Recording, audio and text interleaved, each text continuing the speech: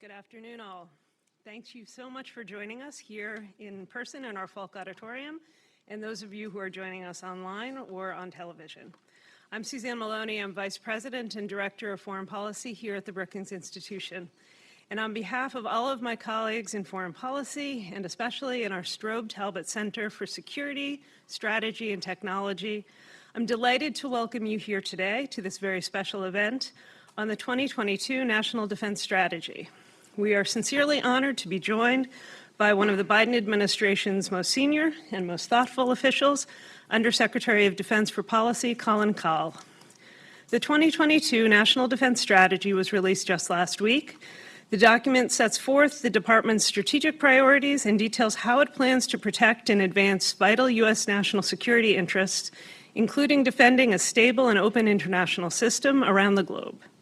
Consistent with the 2022 National Security Strategy, the NDS identifies the People's Republic of China as America's main strategic competitor and pacing challenge, and identifies Russia as an acute threat. The NDS also outlines how the United States will continue to address heightened risks posed by North Korea, Iran, violent extremist organizations, and emerging challenges such as climate change. In an effort to link strategy and resources, it's notable that this time, for the first time ever, the department released the NDS together with the Nuclear Posture Review and the Missile Defense Review. And by centering Secretary of Defense Lloyd Austin's concept of integrated deterrence, the NDS reinforces the exigency of effective coordination and utilization of all of the instruments of U.S. national power to address the monumental challenges facing this country.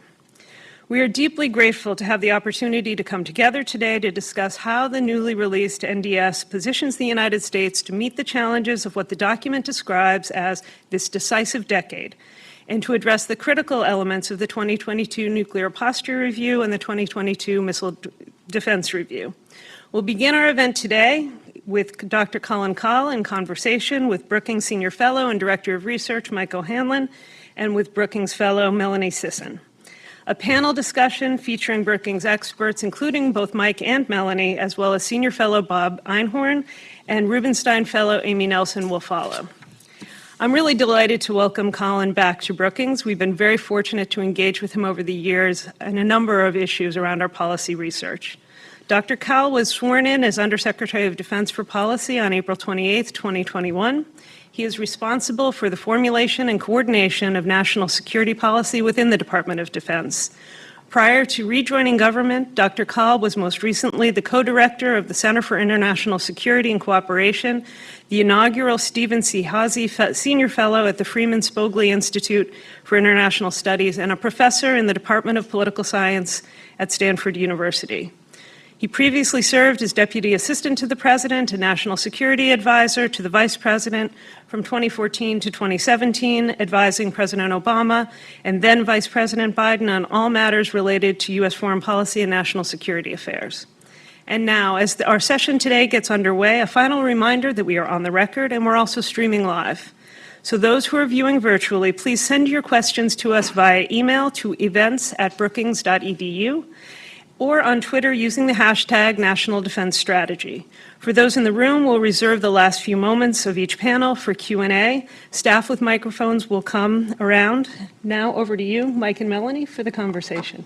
Suzanne, thank you. And thank you, everybody, for being here, especially Dr. Kahl. It's really a pleasure. I just want to put in a word of personal gratitude and admiration for all you've been doing for the country and all I've learned from you over the years, and the opportunity now to collaborate today and hear about the National Defense Strategy. So I thought I'd begin just with a broad question, which is, for those who haven't yet read it, or for those who have but want to know what's most important to you, what would you say are two or three of the most important findings or arguments or themes of this review, which just came out last month? Well, first, thanks, Suzanne, for the kind introduction. Thanks, Mike. It's great to be here. It's wonderful to be with all of you, and for those of you online. When you submit your questions, just know that all the microchips that the vaccines have put in my head will also broadcast them in real time. Look, I think the central challenge or premise of the National Defense Strategy is the need to sustain and strengthen deterrence at a time when the geopolitical landscape is fundamentally changing.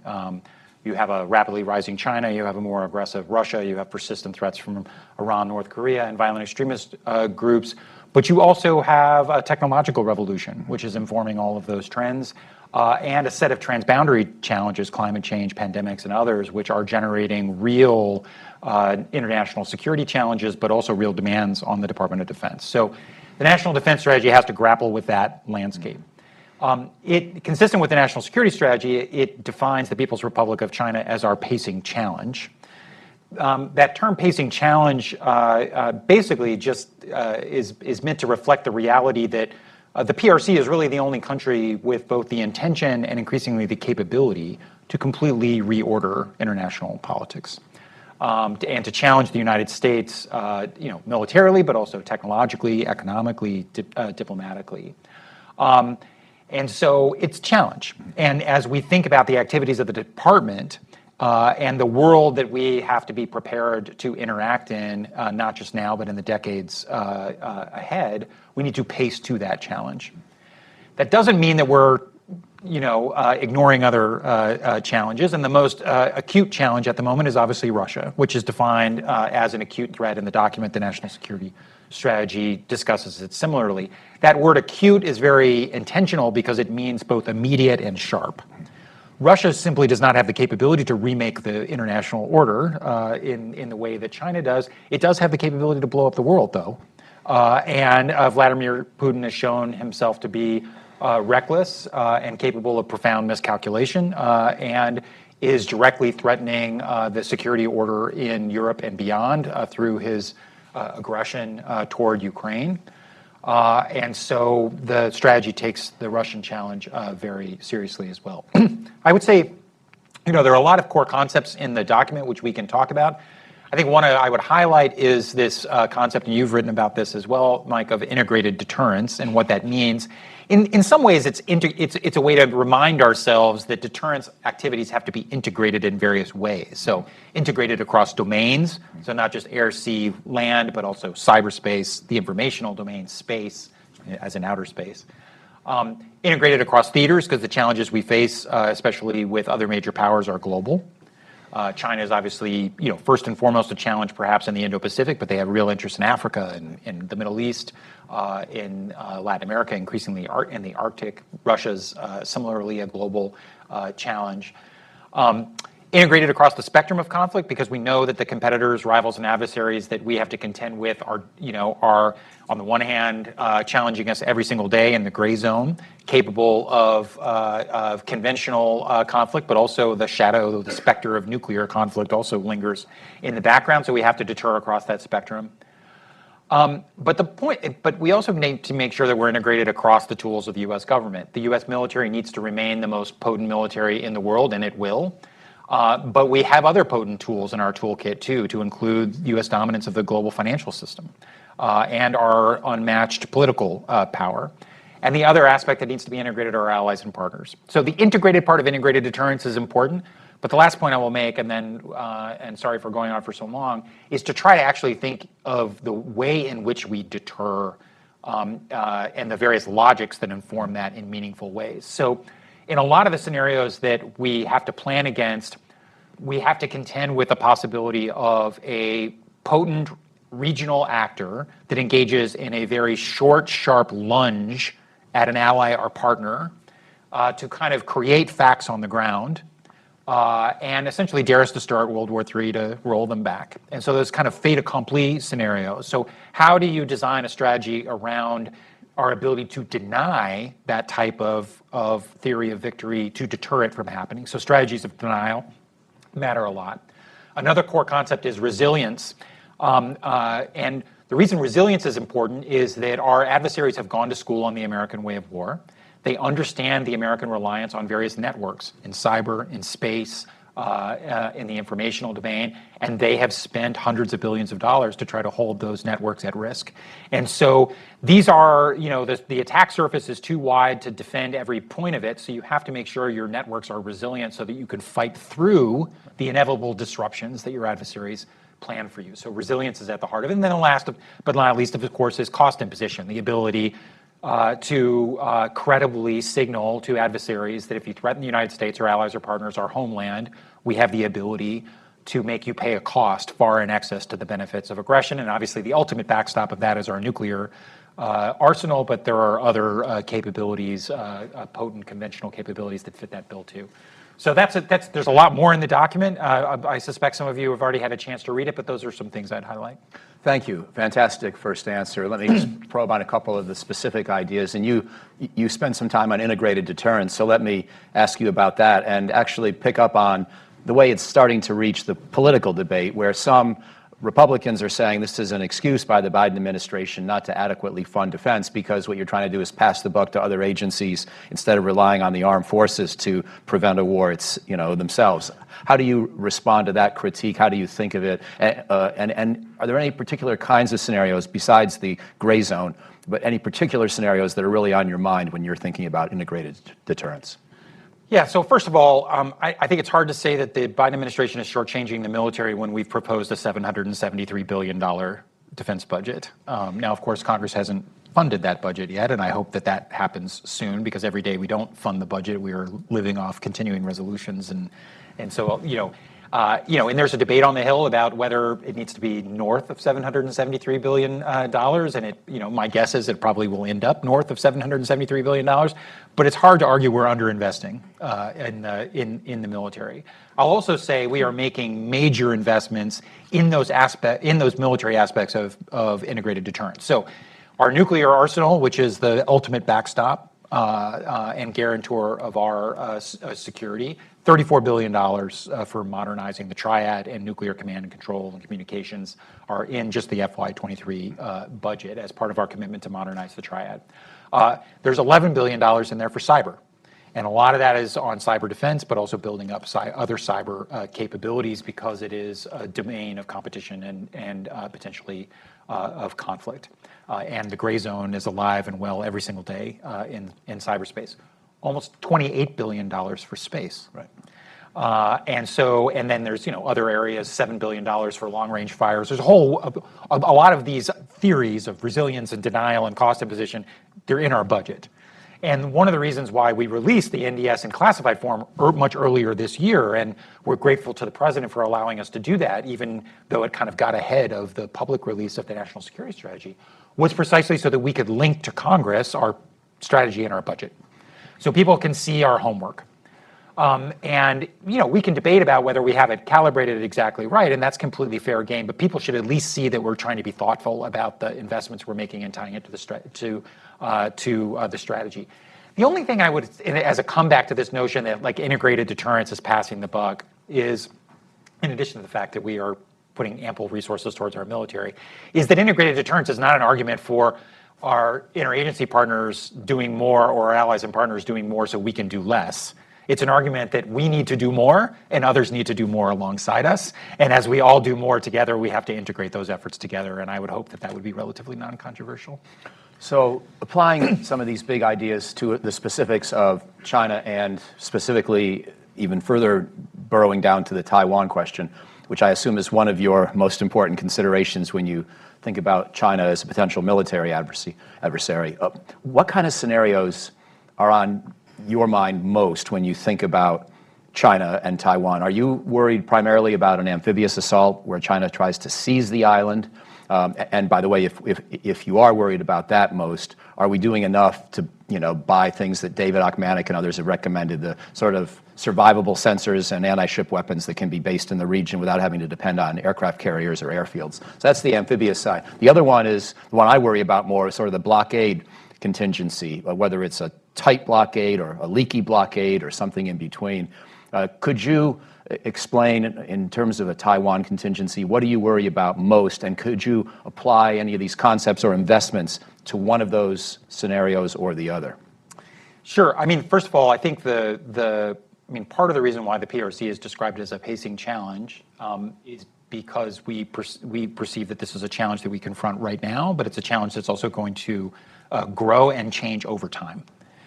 So, in the near term, I don't, despite the reaction that the PRC had to Speaker Pelosi's visit, which was quite profound reaction, I don't think in the near term that China is planning to invade Taiwan. I think they want to apply coercive pressure on Taiwan.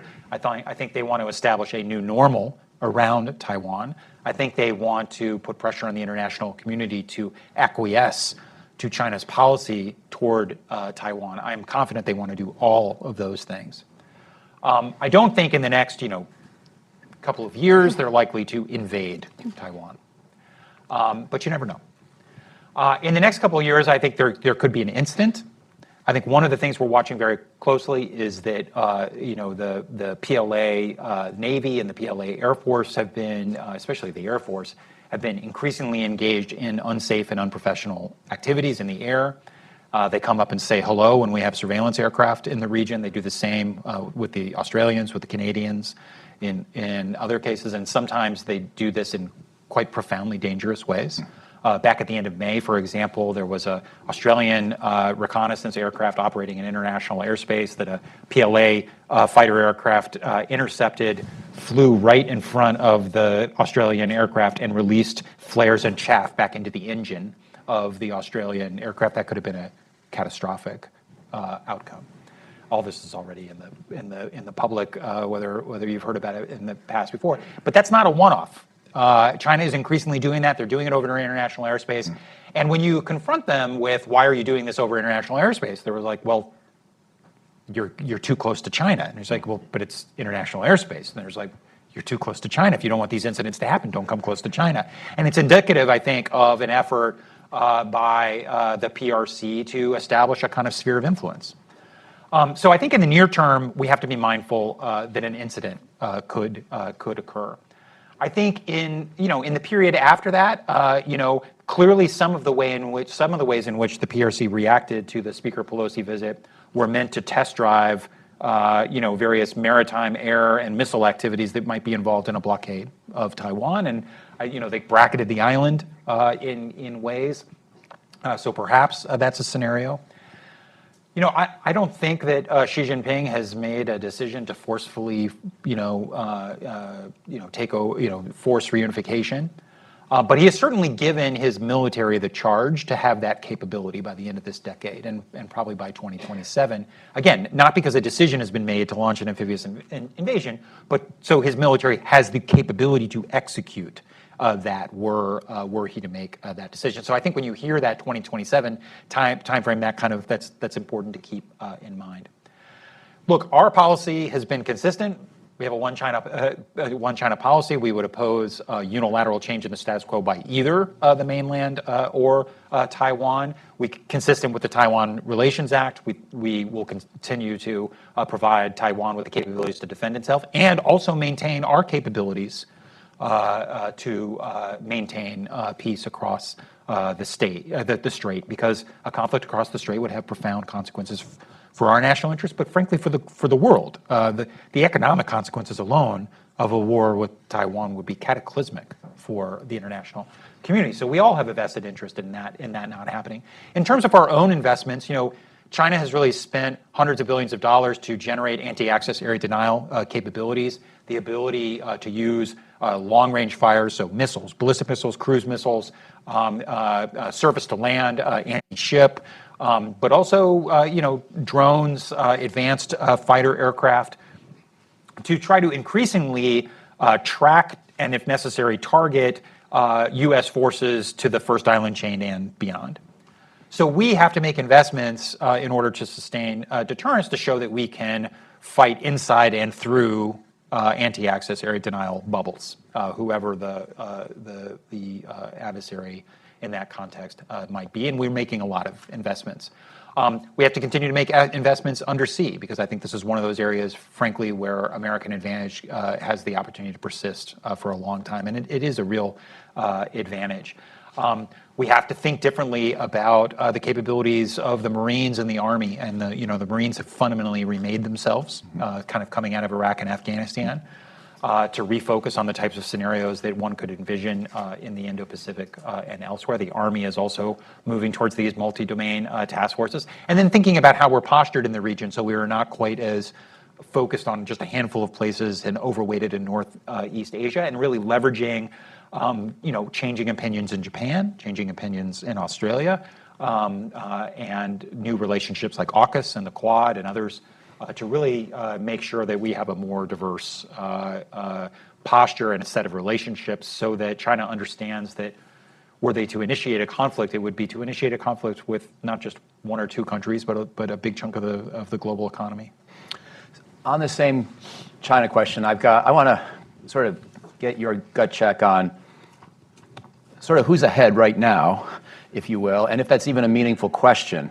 And whether if we had dominance, up to Taiwan and beyond in the 50s and 60s and 70s and 80s and 90s, is it realistic to ever get close to that again, or is this just going to be a contested area in military scenarios? And related to that, what do you sense about the Chinese military's take on their own capability and how far they've come? Do they really think that they are either now capable of defeating us or that they will be soon, or that maybe they think that our political will is such that we wouldn't intervene? How do you assess the military balance today and let's say 2027 based on what you can see happening on both sides? And then how do you think the Chinese assess that military balance? Yeah, it's a good question. Obviously I don't know, what Xi Jinping or his military leadership believes.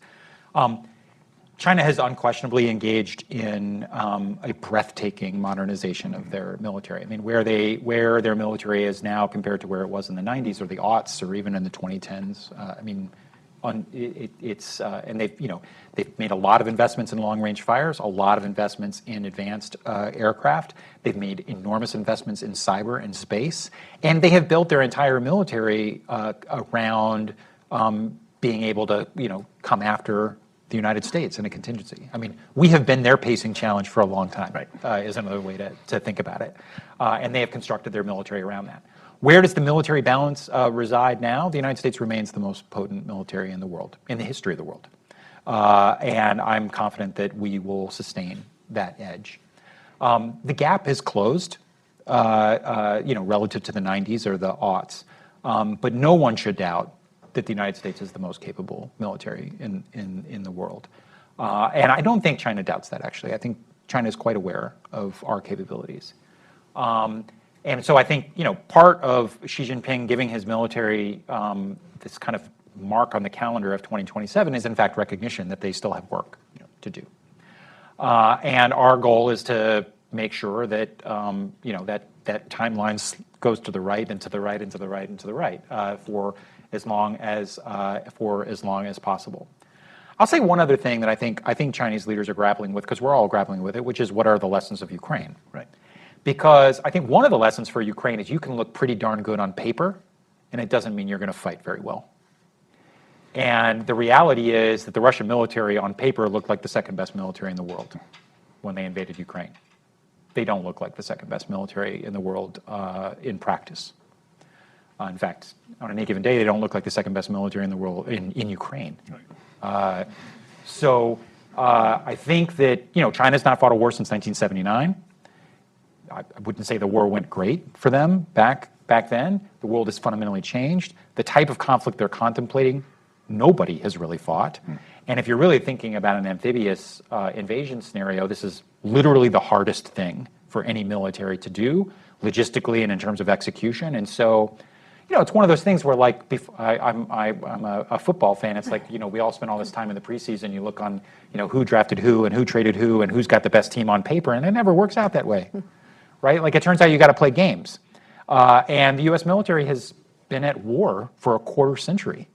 And there's an intangible aspect to that. We also have certain aspects of our military culture, the role that non-commissioned officers play, the adaptability of our young officers, the sheer human capital, how we structure, how we train, and and it turns out, again, as we see in Ukraine, these things matter a lot. And so, my suspicion, I don't know, my suspicion is that Xi Jinping probably thinks his military still has a lot of work to do. My last two questions, then I'll hand off to Melanie. Thank you for these very illuminating and thoughtful responses so far. I'll put them both on the table. And sure. One is just to compare the National Defense Strategy of 2022 in the Biden administration and the Austin Pentagon to that of 2018 under Secretary Mattis. There are certainly a lot of parallels, and so maybe one important parallel and one important difference, if you like. And then the second question is this issue of how many conflicts do we need to be ready for at once? You and I have been around through the debates over the decades, and for a long time after the Cold War ended, we tried to have a two MRC, two military regional contingency kind of construct where Desert Storm was sort of the idealized model, but obviously that's not what we're talking about today. So now we realize we probably shouldn't plan on fighting both Russia and China at the same time, but we also can't rule out the possibility of opportunistic aggression by whichever one we're not facing, not to mention Kim Jong-un, not to mention Iranians or terrorists. So how do you think about the question of how many missions do we have to be able to do at once? And to the extent we're not able to do all of them, how else do we deter if and when we're engaged in one major operation? So those are the two questions to ask you to comment on as you wish. Sure. 2022 and 2018. I mean, here I think, I think a lot of times there can be, a lot of pressure to really drive a big difference between the administrations from different parties, and there are a lot of differences, obviously, between our administration and the previous one. But actually, as it relates to the National Defense Strategy, I think the 2022 document is essentially the next natural iteration from the 2018 document. I think the folks who were involved in Secretary Mattis's document deserve a lot of credit for the kind of fundamental philosophical shift.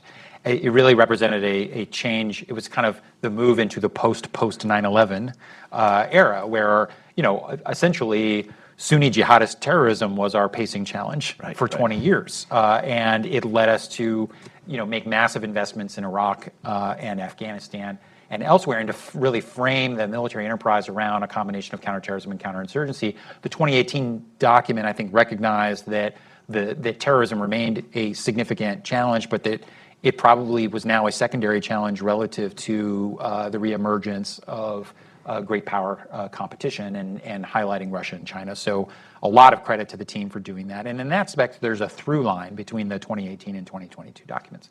I would point to a couple places where there's some distinction. Even in recognition of kind of the China and Russia challenges, I think the 2022 document, and this is not a critique of the 2018 document, the 2022 document just tries to differentiate the China and Russia challenges more. Right. We've already talked about pacing versus acute. Those aren't just words. They actually are emblematic of the very different types of challenges and the timeframes around those challenges. It's also, just as it relates to certain capabilities, we are very self-consciously pacing to China in certain areas. So as we make investments in cyber, we make investments in space, we make investments in maritime, long-range fires, aviation, we really are pacing to the China modernization challenge. Now, a lot of those investments would also pay dividends for Russia or North Korea or Iran or others.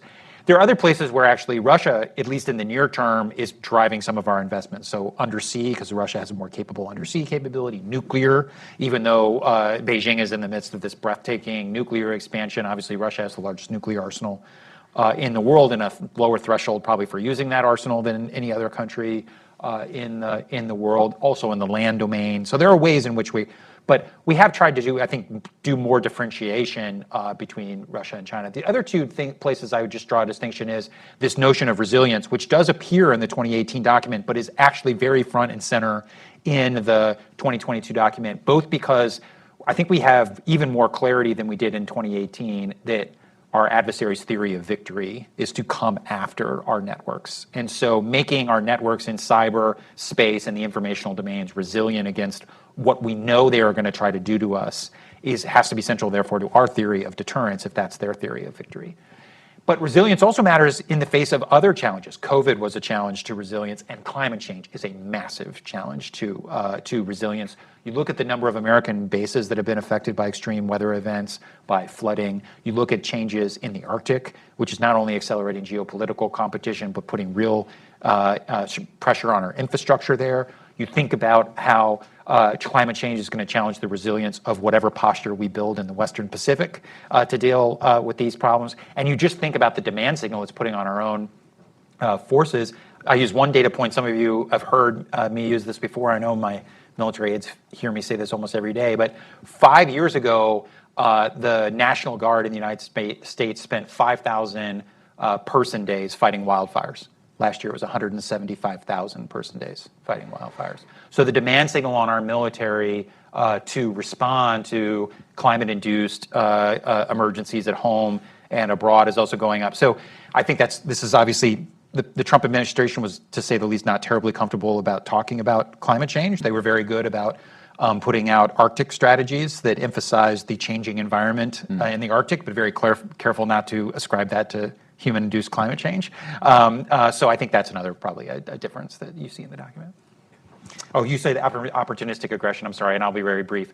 This is something we think about a lot. I think we believe that the strategy is that we can walk and chew gum at the same time. If we were to be engaged in a major contingency anywhere in the world, it would obviously consume a lot of our resources, but we think we would have substantial residual combat credible forces in the other theaters where opportunistic aggression might occur. We also feel like we have certain global strategic capabilities, not the least of which being our nuclear deterrent, but also certain cyberspace and informational capabilities that could be brought to bear to cover down in a second theater. And then the other, asymmetric advantage the United States has is our unrivaled network of allies and partners. And so one of the reasons the document puts so much emphasis on getting our allies and partners more capable, more interoperable, more integrated is also a hedge against precisely a kind of two-war scenario that you talked about. Excellent. With that, Melanie, over to you. Great. Thanks, Mike. And thank you very much, Dr. Call, for being here and giving us the opportunity to really take a good comb through of these important foundational documents. I want to return us to a couple of the key concepts that you've already sort of touched on in the NDS in particular, and return back to the question of integrated deterrence.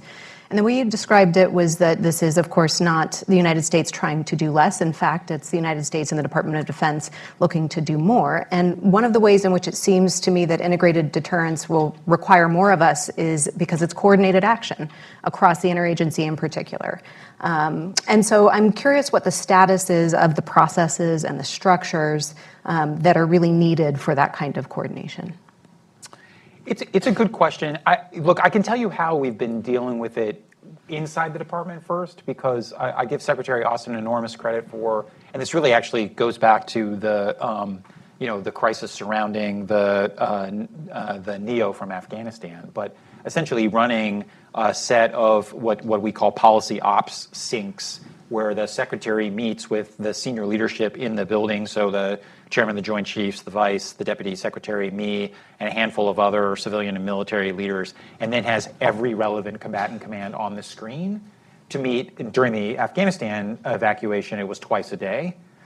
In the lead up to the Russian invasion of Ukraine, we were meeting 2 or 3 times a week, and we've continued to pace on the Russia-Ukraine of meeting a couple of times a week on that issue, in recognition, not that we needed to micromanage things from Washington, but that the information flow needed to be flattened because decisions had to be made very, very rapidly and elevated very rapidly, and leveraging, essentially the ability to have secure video conferencing, secret Zoom, to connect in real time across the entire span of the globe, leveraging the fact that we have, if it's in the Russia-Ukraine context, for example, obviously European Command is in the lead, but there are real day-to-day actions by Transcom that is working on the security assistance piece, by Strategic Command that is in charge of our nuclear deterrent, by Cyber Command, which is doing things every single day to help defend our networks and go on offense against Russian disinformation and other things. Our Special Operations Command and our theater commanders in other parts of the world. So we've been trying to leverage technology and to try to flatten comms in the Defense Department and using this venue. Interagency-wise, frankly, the interagency process that we have in the Biden administration would be recognizable to the interagency process. Probably people who served at various points in the Trump administration or in the Obama administration or the Bush or Clinton administrations. So I'm not sure that we've evolved our processes very much. Maybe we should. I leave that to smart folks and think tanks to help us think through. I will say I think I'm actually quite proud of how integrated we have been in the context of the Russia-Ukraine context. I think actually, we're kind of at the 1-year anniversary of this crisis starting. You'll recall it was at the end of October and early November where we had really started to firm up the intelligence picture that the Russians intended to do this. We made, I think, the risky but right decision to downgrade a lot of that intelligence to share with not only our allies and partners, but to share with the world, and to use it to shape the information environment to try to get out ahead of what Vladimir Putin was doing. And the goal was really twofold. One was to make sure that our allies and partners were on our side so that we could respond rapidly, diplomatically, economically, and militarily, and to backfoot Putin a little bit as he tried to do this.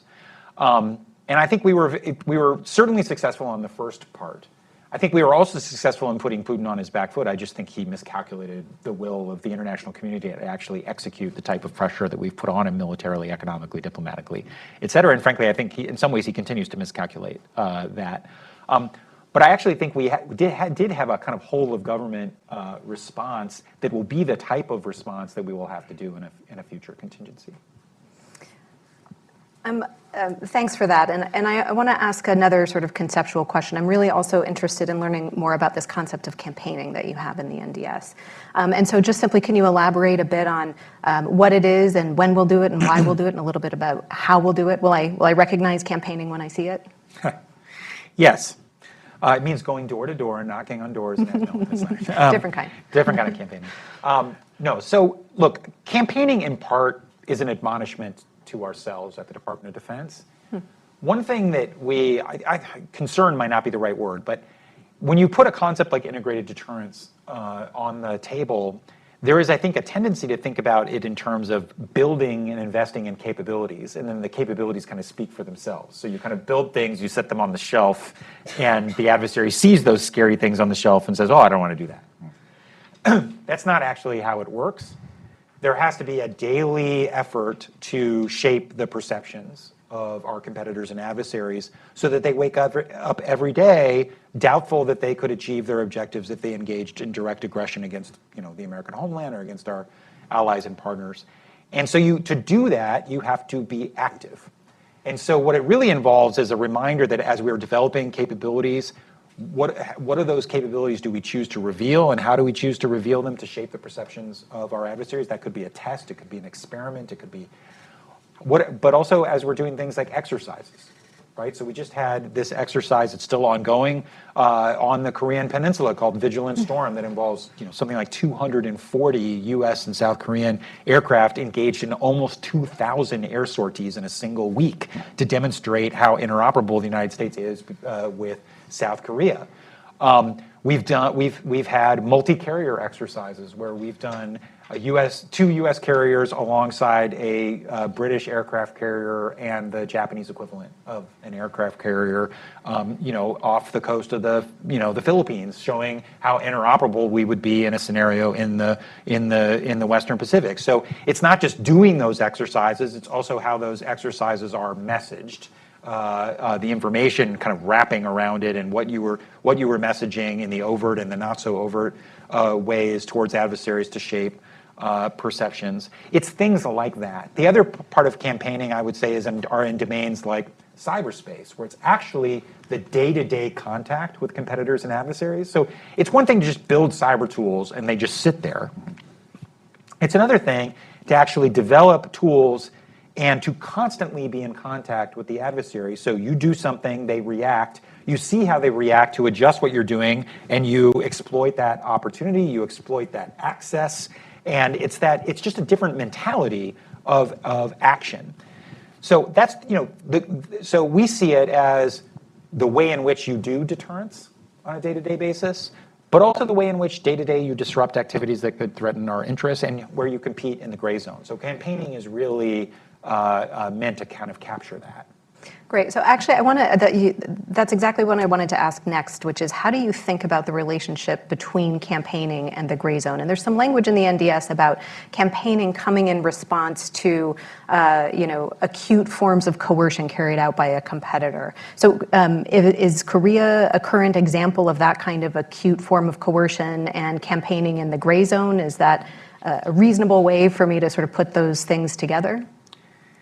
Yeah, I think there's a couple of things. I think, one of the things we've seen a lot in the last year or so is the role of intelligence and information in shining a light gray zone activities in a way that makes those gray zone activities less effective. So I'll give a couple of examples. In the lead up to the Russian invasion, further invasion of Ukraine, we outed a lot of the intelligence suggesting various false flag activities that Russia was planning. In a number of instances, they walked those off, but in other instances, they still did it. But the effect of the false flag was already outed, and therefore their effort to generate an incident and then use that incident to justify something was complicated by the fact that we got out ahead of it in the intelligence and information space. So that's an example of campaigning in the gray zone.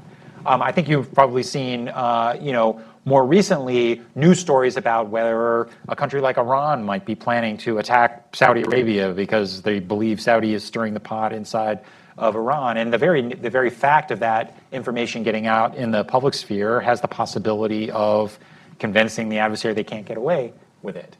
One of the things we've emphasized with our allies and partners is, in this context, is the role of domain awareness in pushing back against gray zone activities. So if countries like the PRC are going to use fishermen and maritime militia and other to do, making it clear that these are not independent fishermen doing things, they're not independent vessels, but are very clearly tied back to a conscious strategy, making sure that our allies and partners understand that and that the world understands that and shining sunlight on it. So a lot of it is kind of at that intersection of intelligence and information. The other is through the activities to demonstrate your capability to deny the ultimate objective of gray zone activities. So to protect yourself, to defend yourself, and demonstrating those capabilities in a way to cast doubt in the eyes of the adversary that their gray zone tactics will work.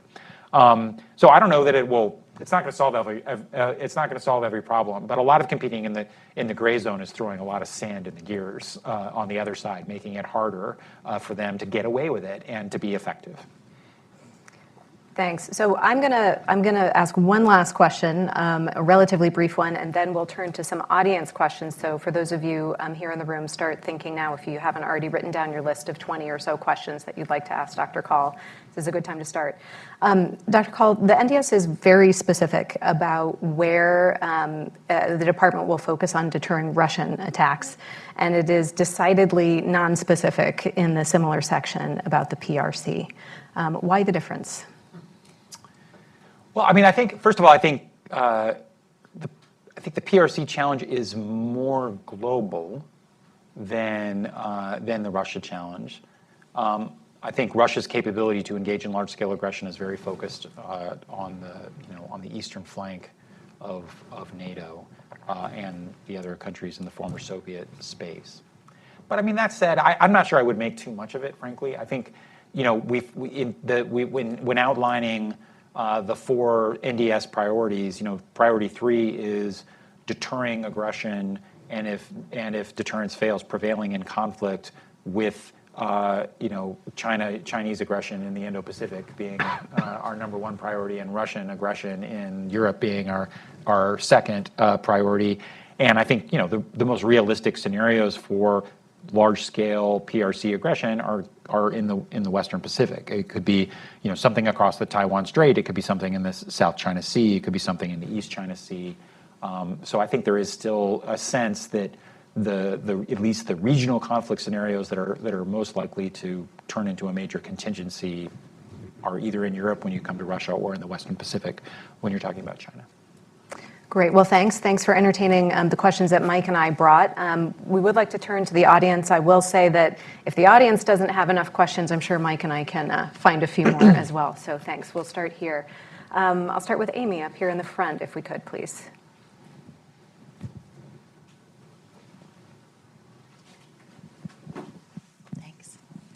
Hi, Dr. Kaul. Thanks so much for your comments today, sharing your thoughts. A lot of language in the NDS about preventing escalation or deterring escalation from a conventional conflict to a nuclear one, but the language alludes to the fact that we don't yet have an answer to this problem. Is there an answer out there? Similar to Melanie's question, will we know it when we see it?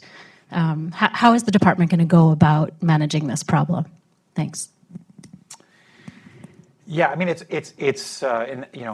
my political scientist hat on, right, deterrence is one of the thorniest questions that international security scholars have wrestled with, for 50, 60 years, because it's essentially trying to prove why something didn't happen and under what circumstances things don't happen, as opposed to showing that's, what did happen.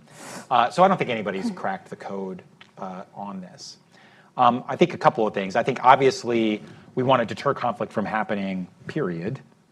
And then, of course, you want to keep conflict at its, at its lowest possible level of violence, if possible, especially when you're dealing with a major nuclear power where the consequences of escalating from indirect conflict to a direct conflict to a nuclear conflict, suddenly take on kind of existential consequences. I think there's going to be some learning by doing, frankly. I think and I think we should have some confidence that our deterrence can operate. And I'll give you an example. We are not direct party to the conflict in Ukraine. We are obviously helping Ukraine a lot. Russia knows we're helping Ukraine a lot. They also know that President Biden is 100% serious about defending every inch of NATO. And they know both the conventional and other capabilities we could bring to bear to make that commitment real. And deterrence has operated. Despite all that's going on in Ukraine, deterrence as it relates to coming after us, coming after NATO, has operated. And so it is possible. I think that, we were talking about scenarios with the PRC earlier. I think deterrence is also operating there. I think the charge that the NDS gives us is the need to sustain and strengthen that deterrence over time. But I think we will have to think more creatively about how that works, especially when you're dealing with major conventional contingencies that involve a nuclear power. And it's going to get even more complicated because by the end of this decade and into the early 2030s, for the first time in U.S. history, we will be dealing with not one but two, peer nuclear countries as China, quadruples their nuclear arsenal. So we're going to have to continue to work through this problem. And, part of it's going to be remembering lessons we learned from the Cold War. Part of this is, we're out of practice. This is something that we dealt with a lot in the 50s, 60s, and 70s, and yet we haven't dealt with it. So there's a little bit of that Christopher Columbus issue, which is just because it appears new to you doesn't mean it's actually new. Like a lot of this stuff exists already, and we need to relearn those lessons. But then we need to identify those areas where things are meaningfully different, and part of it could be that you're not dealing with just one actor but two. I think the other issue that we have to think through, and that the strategies are very intentional about doing, both the NDS and the Nuclear Posture Review, is thinking about the cross-domain implications of this. Because I think one of the things that very much differentiates current strategic stability equations from the Cold War is the prospect of stumbling into a nuclear war through another domain. From a cyber attack through a massive attack in space, potentially undersea. There are a number of scenarios where the commingling of conventional and nuclear capabilities or command and control or other things and the cross-domain implications of that could lead one party to stumble across a threshold they didn't even know was there. And so I think we're trying to be very intentional about thinking through those scenarios, in part to understand how the adversary might do things to us, but also where we need to be mindful that as we would conduct activities, we want to make sure we're only sending the signals we intend to send, not the signals we don't intend to send in those domains. Okay. Let's do the gentleman in the middle section here. Oh, okay. I'm surprised.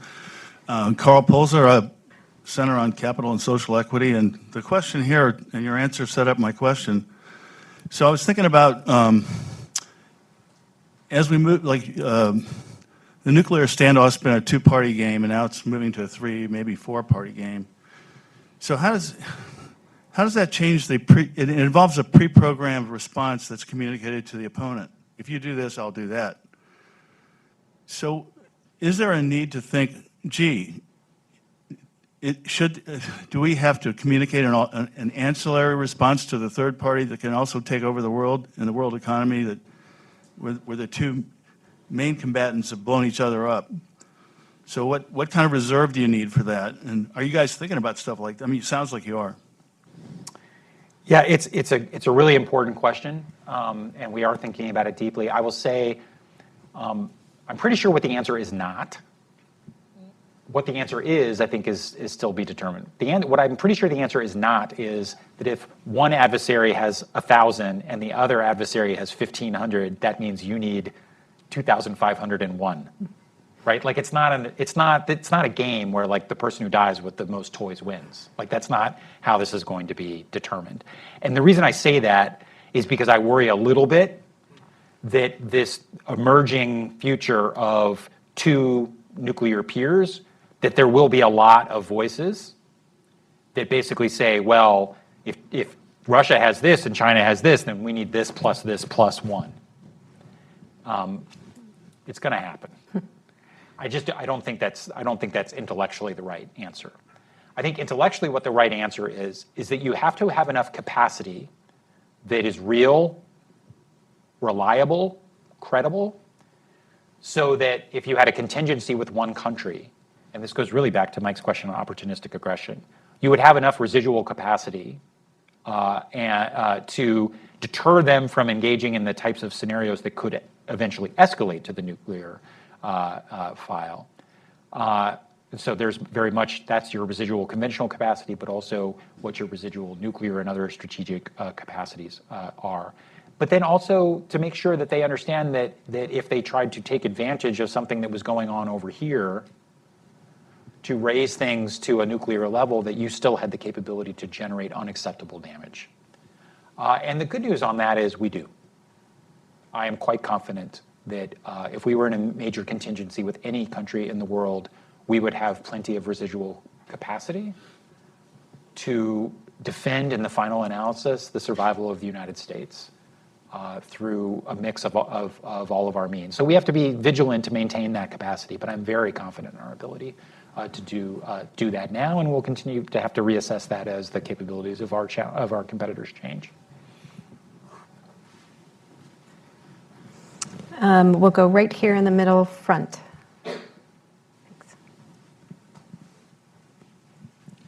First of all, thank you for the insight today. And my name is Jay Park from Radio Free Asia.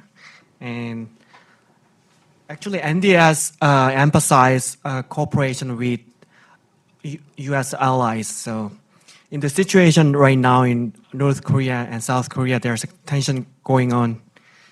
And also, do you think this given circumstance, general security of military information agreement between Korea and Japan should be normalized, because South Korea and Japan relationship was not good before? So I heard that also there are some difficulty to get accurate information when North Korea launched ICBM recently. So yeah, that's my question. Well, first, thanks for the question, and you're right that the NDS puts our allies front and center, and obviously, our treaty allies like the ROK and Japan, are central to our strategy and how it's implemented in the Indo-Pacific, alongside other countries like Australia and others. I think one of the things we need to do is get back into a rhythm of making sure that our forces and the ROK's forces are ready and interoperable. There was obviously, after the series of exchanges between President Trump and Kim Jong-un, we significantly dialed back our exercises.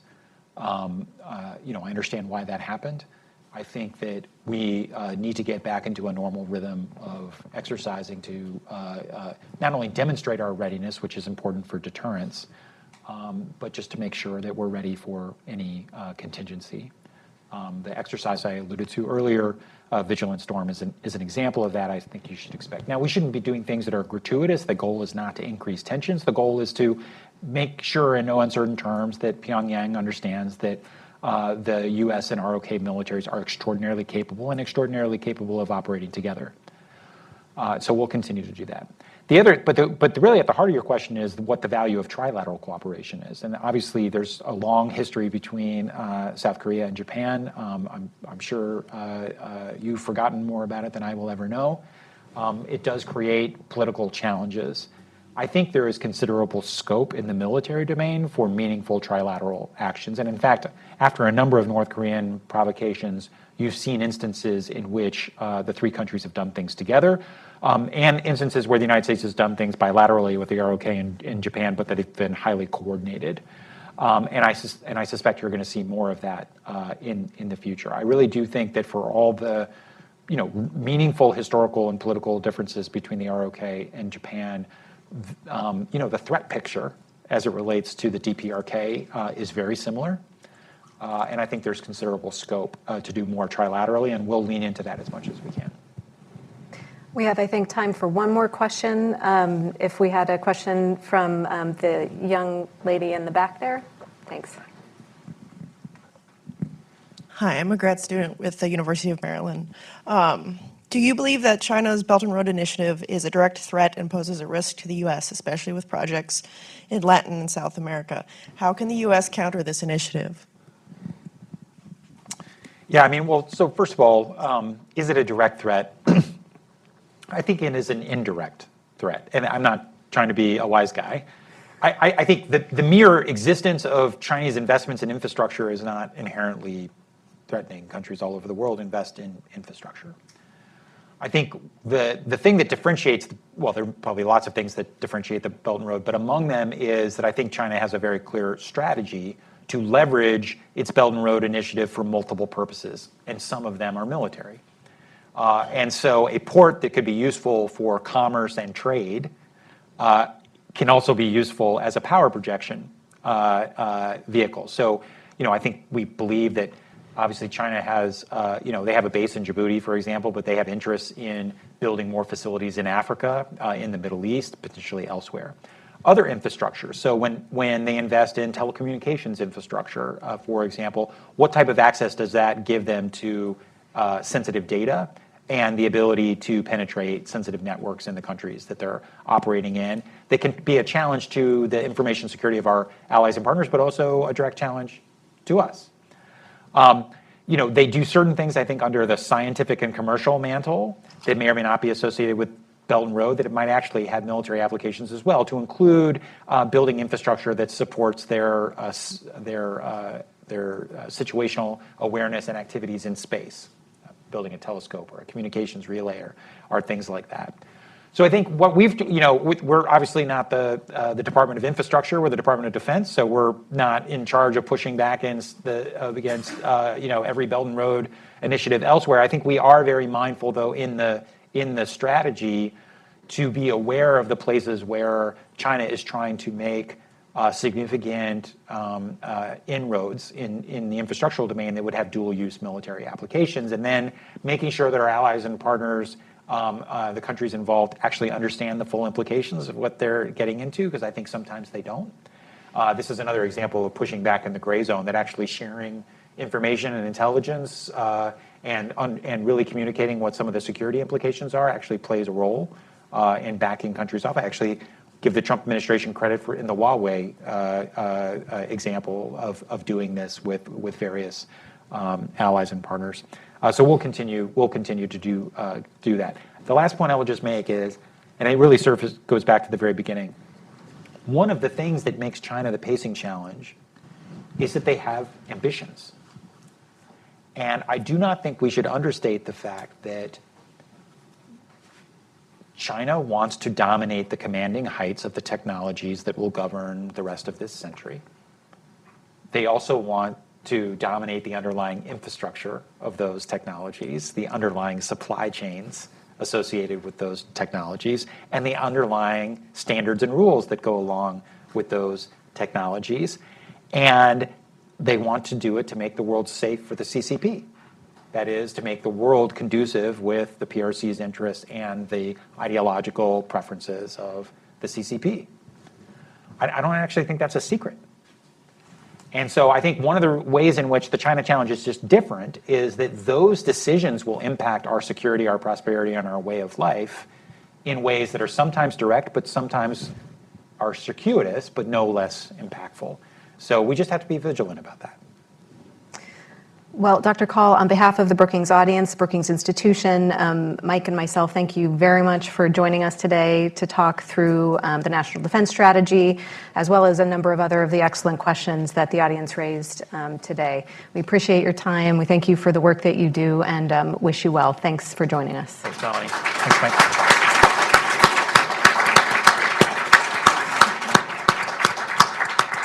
Really appreciate it.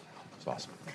And for the audience, as Dr. Call departs, we'll take a moment for a transition into the next section where we're going to have the opportunity to hear from Bob Einhorn and Amy Nelson, whom Suzanne Maloney introduced earlier, to share some of their thoughts and expertise. So we'll see you in just a few moments.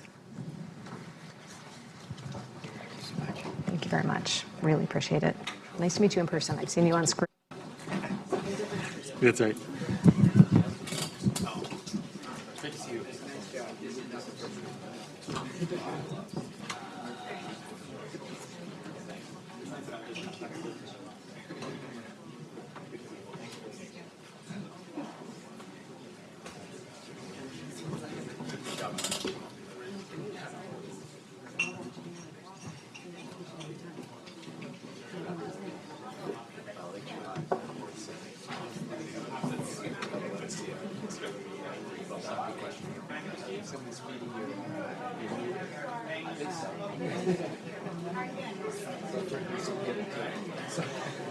That was my assistant.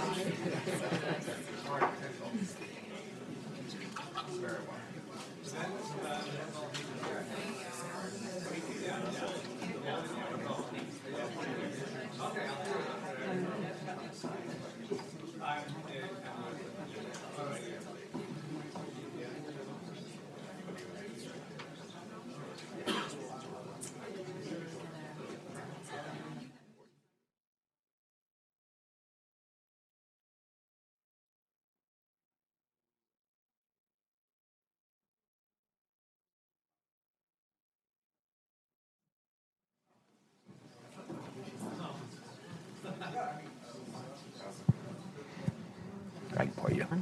I got a better angle on it. Are we on the mics? Sure. I don't hear it. Okay, here.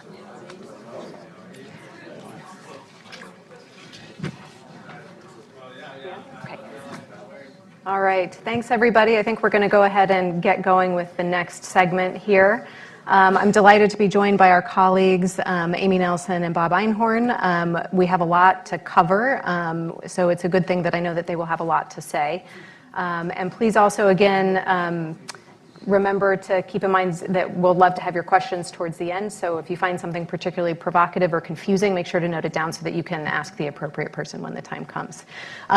So I want to just dive right in. And Mike, I actually want to start with you, if I could. I'd love for each of you to give sort of your reactions to what Dr. Call shared with us about the NDS or the NDS generally. If there are areas of particular interest, particular confusion, things you think are very important to be aware of, anything that really caught your ear, caught your attention. Thanks, Melanie, and thanks for the questions you asked him, which helped me answer that question in my own mind. I think I'll focus on one issue, because it's the issue that's troubled me a little bit with the national security strategy and U.S. foreign policy in general, which is the potential to overdo our emphasis on the China threat. But I don't think that Secretary Call did anything wrong. I don't think the National Defense Strategy does anything wrong. The choice of term pacing challenge is, I think, right on. And he explained very clearly why you should think of China as the pacing challenge. And he described enough specific scenarios that should worry us, that we do need to take them very seriously, because if a Taiwan fight began and we got involved, as President Biden has said we likely would, preventing nuclear catastrophe becomes the overriding concern, and World War III is well underway, or at least on the doorstep. So I think he's right from a Pentagon point of view to take the China concern very seriously. However, I am worried that the rest of Washington and on both sides of the aisle may overdo it. That, for example, when the National Security Strategy again accuses China of genocide in Xinjiang province, for example, I think that's the wrong term. It's severe human rights abuse. That's bad enough. Let's call it by that name. Like the UN High Commissioner for Human Rights did a few months ago.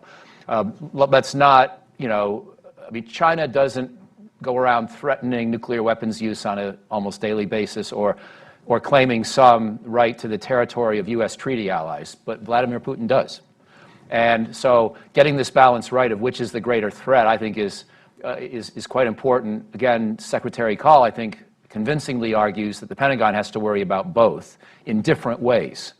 But I think the overall national security strategy and the overall tone of Washington verge on overdoing it. I've had people on this stage in recent months who've called China an adversary, for example. I don't think that's the right term. I think China is a serious rival, but we should be trying, as Mike Green has recently argued in the pages of Foreign Affairs, Mike Green, the former Bush administration official, we should be working with our allies in the region to try to steer China back towards greater compliance with the rules-based order. That should be the purpose of our competition, as opposed to competition for its own sake. So I think we slightly overdo the anti-China rhetoric, not so much in these documents we discussed today, but in the broader structure of U.S. government policy and where the debate in Washington seems to be going with Republicans as well as Democrats.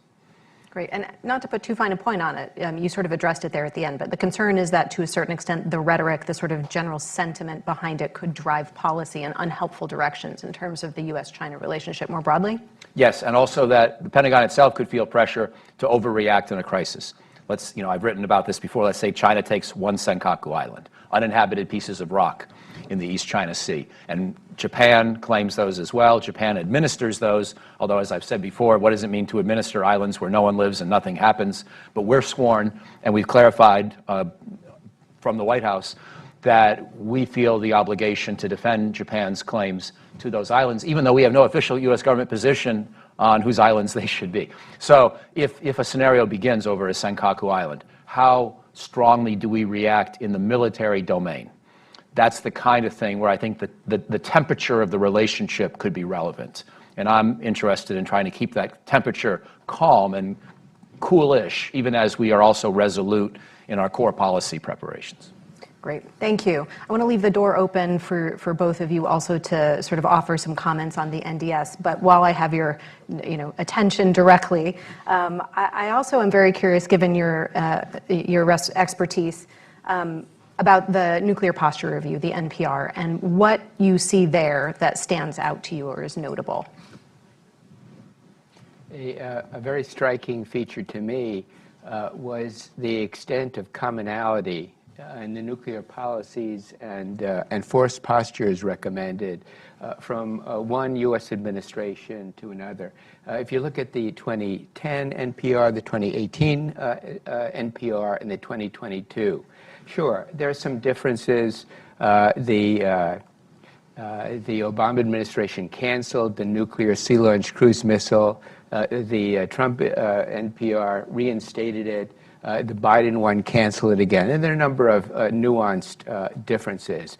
But by and large, there's tremendous commonality.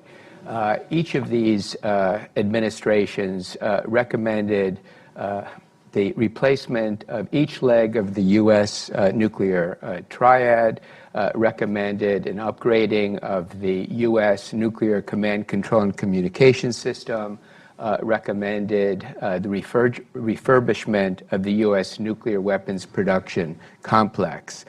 Each of these administrations, each of these NPRs rejected a shift in U.S.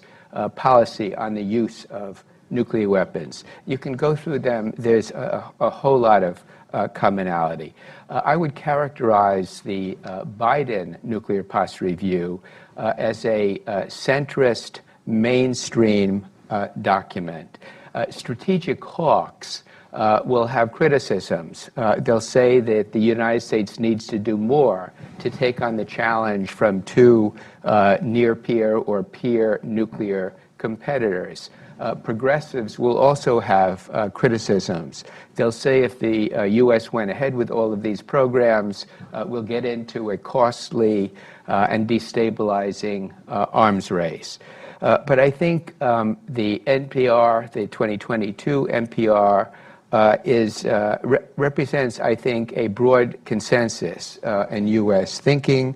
I think it will achieve bipartisan support in the U.S. Congress. I think the programs recommended will be well funded. And I think a key reason why there's so much commonality between 2018 and 2022 is because of the external environment, the international security environment. This is not 2010 and Obama's international security environment. Things have really deteriorated. And I think the emphasis in both 2018 and 2022 on deterrence is a result, and an understandable and natural result of this change in the international security environment. Great, thanks. Well, first, I sort of want to respond to something Mike has said, which is that Russia and China are not the same. And when the Trump national security strategy came out, there was a response to it led by the academic community saying, stop calling China a threat, right? Like, we're going to manifest this if we keep talking about and treating China like a threat. And I think that's something that distinguishes this national, these set of policy documents is the lack of equivalence between Russia and China, the extent to which they are not mentioned in the same paragraph, and the distinctions made about the types of threats versus challenges that they pose.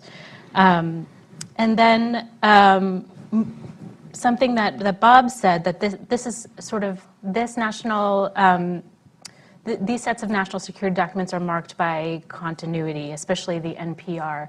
And I couldn't agree more that that's exactly what is called for in the current climate, that anything that smacked of significant change could potentially be very stabilizing in this environment. And while this isn't the classified or complete version, these documents are also signals we send to our allies and to our adversaries, and will be read as such.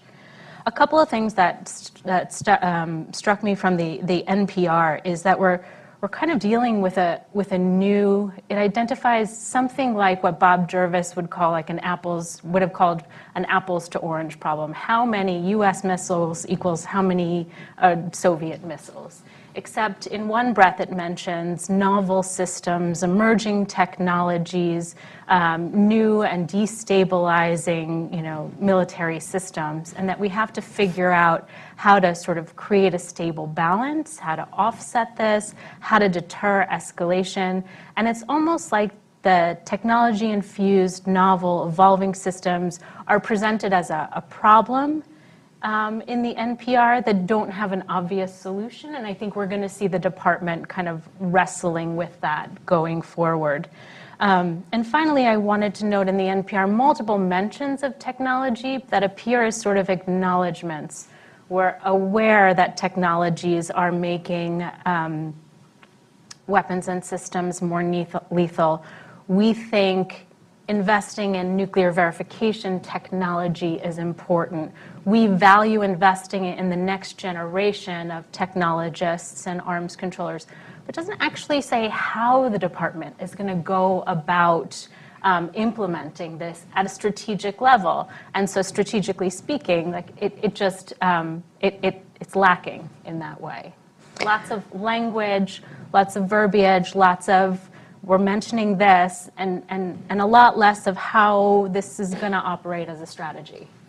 Well, let's stick with, you mentioned arms control there at the end. And Bob, I'm curious on your read about how this team addressed arms control given today's strategic environment and the challenges in that particular policy area.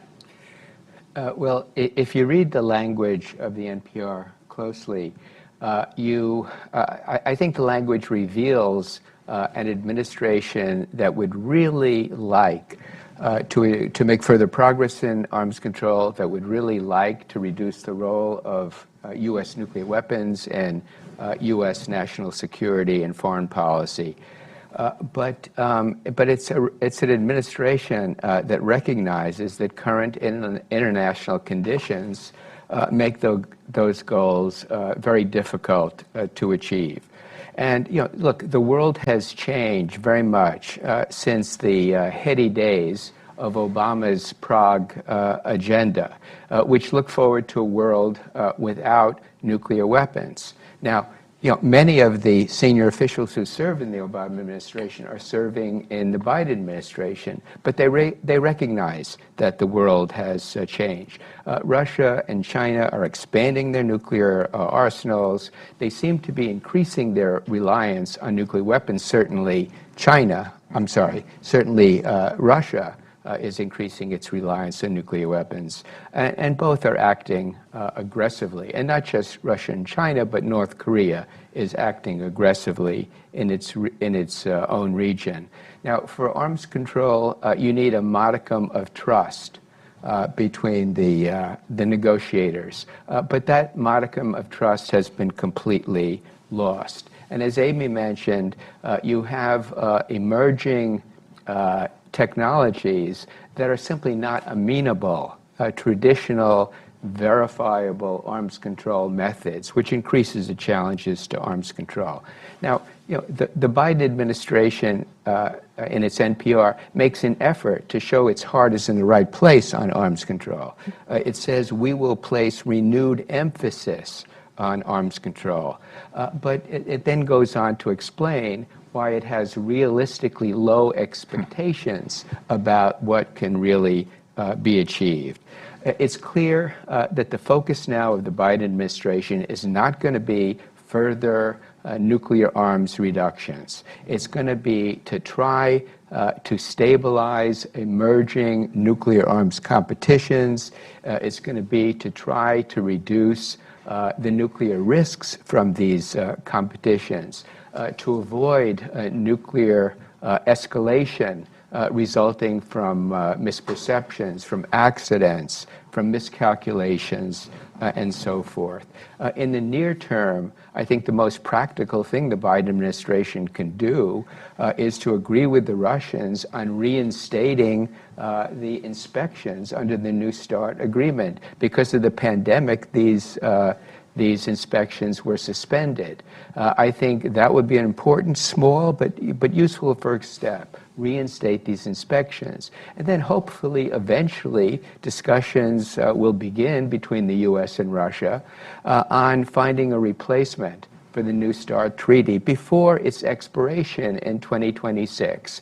Right now, it's hard to conceive of Americans and Russians sitting down, but I think eventually it may be possible. I think it's in the mutual interest of both countries to do that. China, of course, is a different story. There's a crying need to sit down with China, try to understand their strategic perspectives, allow them to understand our strategic perspectives, and to avoid behaviors that could bring us into conflict with one another, even inadvertently. The U.S. will continue to press a very stubborn China to engage in this kind of bilateral strategic stability dialogue, and I hope they have success. But that's going to be a big priority for this administration. But, traditional arms control, additional formal agreements on the limitation and reduction of nuclear arms, you're not going to see that for quite some time. Amy, given what Bob has described, do you see with China particular portions of nuclear posture, nuclear enterprise in its entirety, areas where you would really pay attention to trying to find those ways of risk reduction? Are there things that are particularly worrisome to you that you think would be a good place to start? Sure.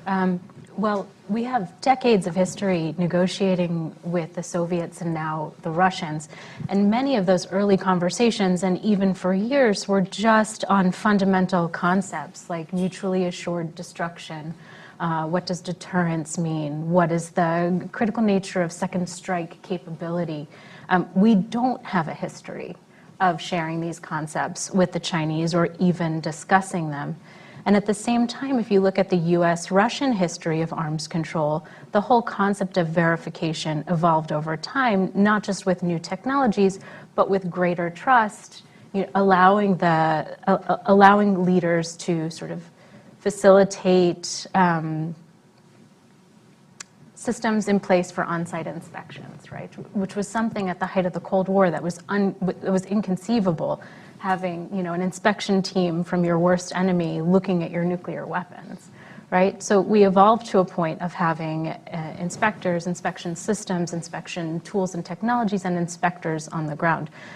So to even get to a point like that with China, we would have to, there would have to be a lot more infrastructure in place on the Chinese side. And my understanding is some of those conversations have begun between the US and China in terms of maintaining, for example, a secure, a secure stockpile, maintaining a certain modicum of nuclear safeguards, and those conversations should definitely continue. China's been really clear it has no interest in entering into arms control negotiations, and certainly while its numbers are well below those of the United States and Russia, but I think this is a prime moment to continue the dialogue. Well, so let's now put these two documents in a little bit closer conversation with each other, which is, as of course, the department intended them to be.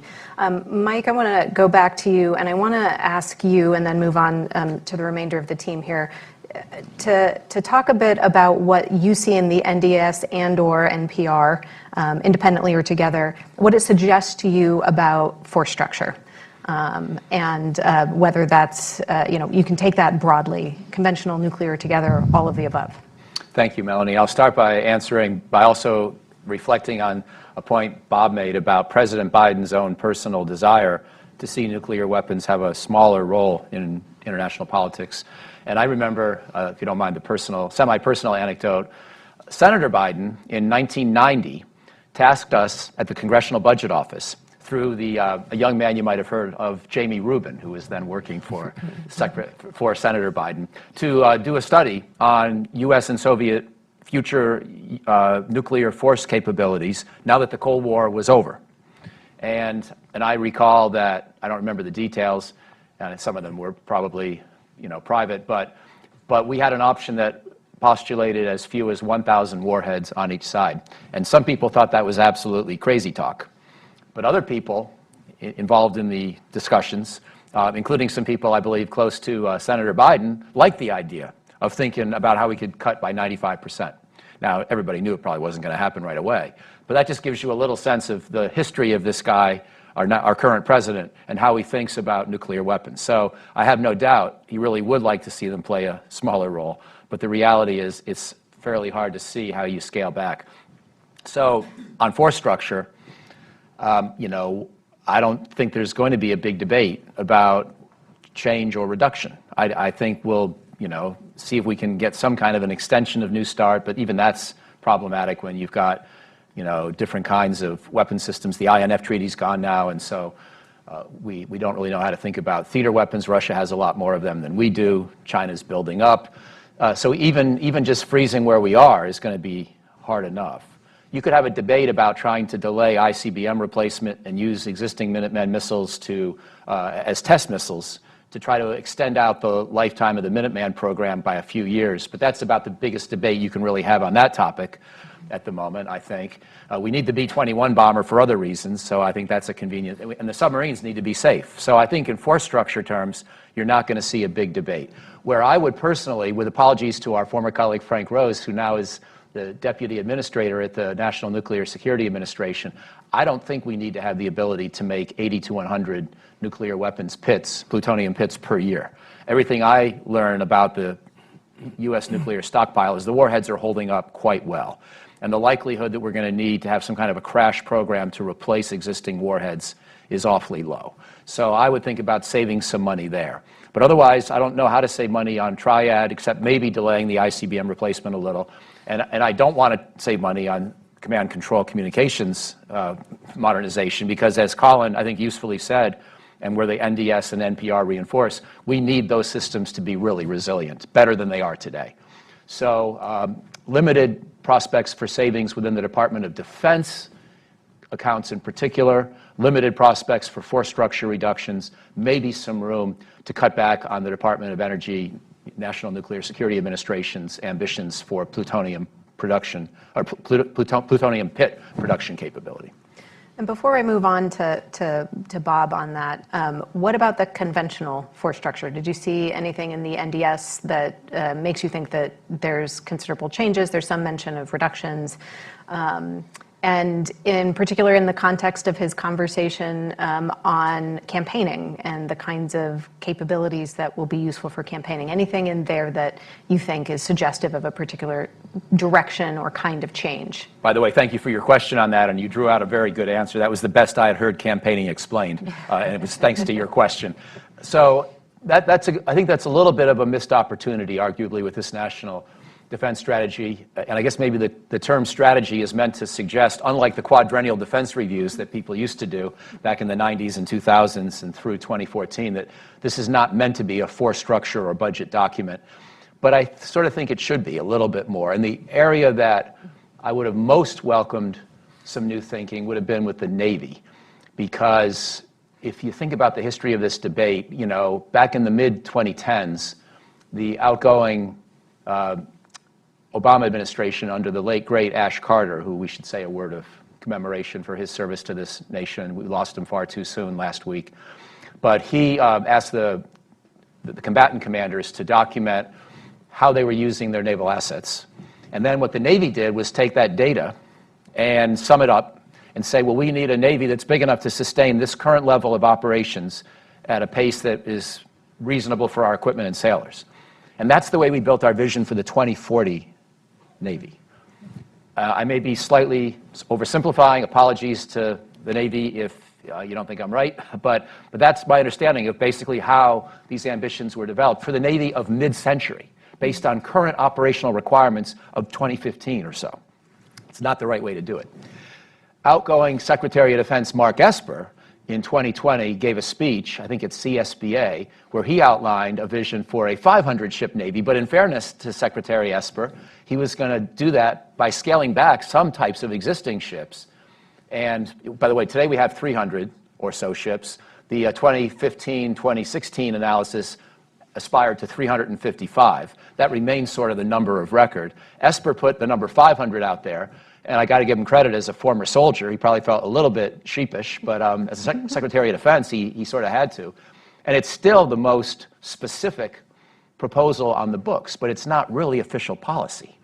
So I could go on, but I've gone on long enough. I would say we could use some innovative thinking, because at the one hand, the Navy is thinking too ambitiously about going from 300 to 355 of the old types of ships, based on requirements that really aren't requirements. They're based on operational patterns of the mid-2010s. On the other hand, we may want to go well above 355 if we count unmanned underwater systems and a lot of the newer robotics-based capabilities that we probably should have, including to station some of them perhaps in the Western Pacific permanently with anti-ship missiles and sensors to make sure China doesn't think that it could take Taiwan before we can get there.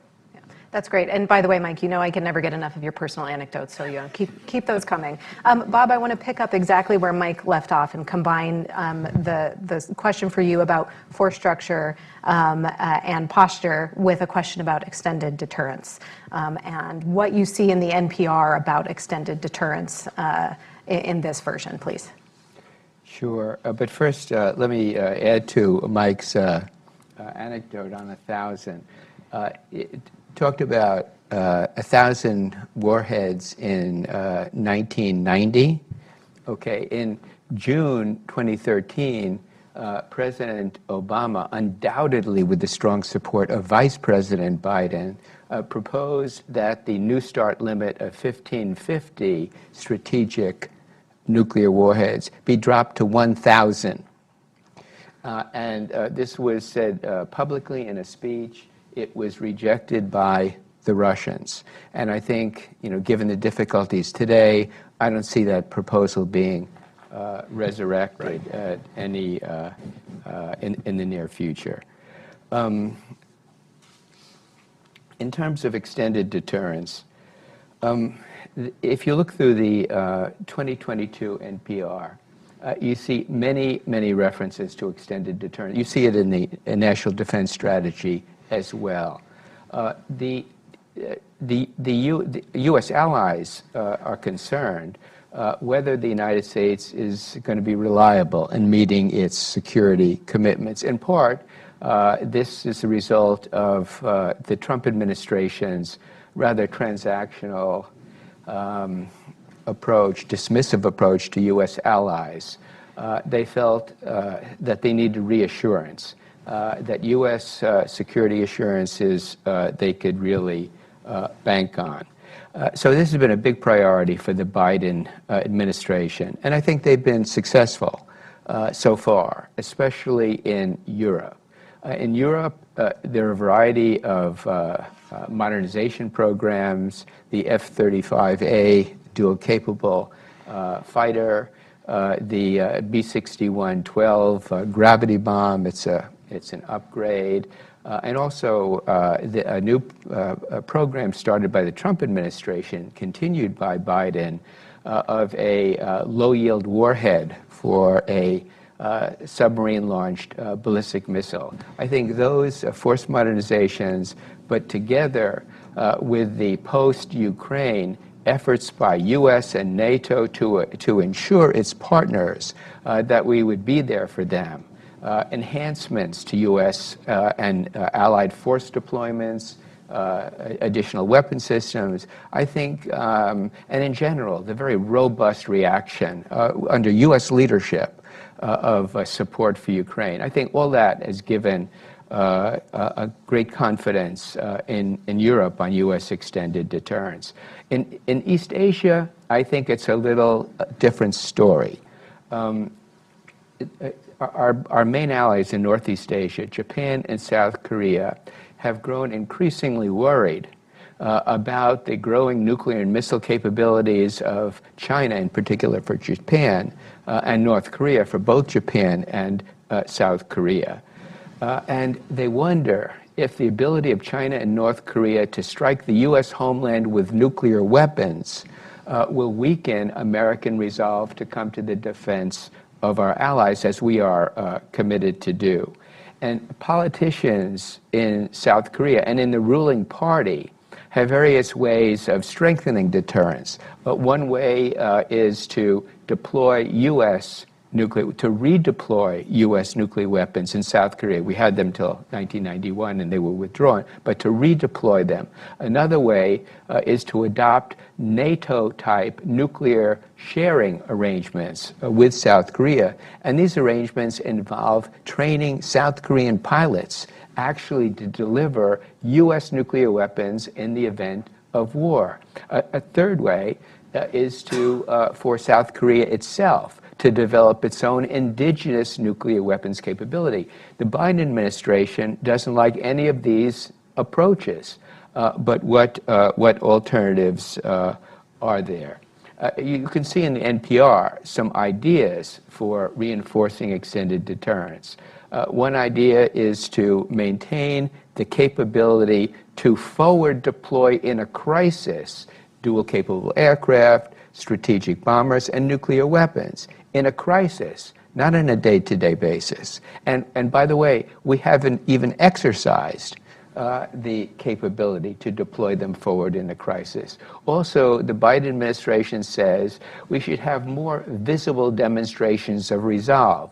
We should have U.S. missile-carrying submarines call at South Korean ports. We should have strategic bombers overfly the region, fighter dual-capable aircraft in a rotational deployment in South Korean airfields and so forth. We should they have established and are implementing a bilateral consultative group to talk about ways of enhancing extended deterrence. That's all fine.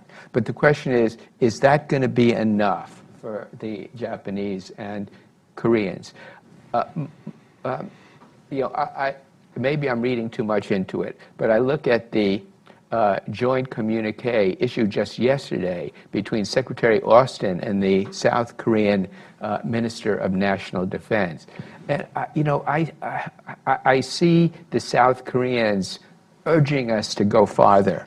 And I think a reticence, which has been traditional in the United States, to do more, to have more persistent deployment, more permanent deployment of these strategic assets in Japan and in South Korea.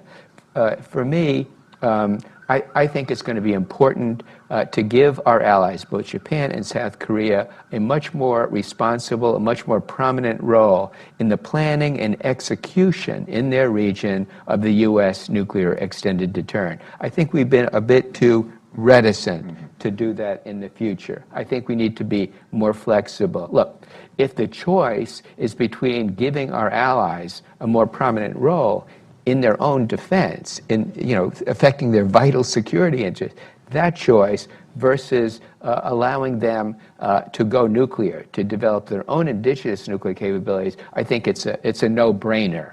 It's a no-brainer. We should be more flexible about that. So I'm going to press you a little bit on that. That's a very binary choice. Is it that binary between, giving over some measure of control and independent nuclearization? Control, no. The only person in the world that's authorized to release U.S. nuclear weapons is the President of the United States, and we will not. And that goes for NATO. That will go for East Asia. That will go for everybody in the future. Not control, but a voice. In NATO councils, we have our NATO allies, especially the so-called nuclear basing countries where U.S. nuclear weapons are housed. They discuss various contingencies, various kinds of targets, and so forth. I think the Japanese and South Koreans should be able to do that. I think in the past, U.S. officials have tended to say, look, we understand your concerns. We're going to take care of it on your behalf. That's no longer sufficient. I think for the governments of Japan and South Korea to reassure their own populations that the security is being protected, they're going to have to tell their own people that they have a voice, a responsible voice in decisions affecting their vital national interests. I think that's going to be important going forward. Great, thank you. So since we've covered all of the easy topics so far, let's move into a bit of the tougher stuff. So, Amy, there's been a lot of attention to and worry about China's nuclear behaviors, and particularly its expansion of its nuclear arsenal and the triad.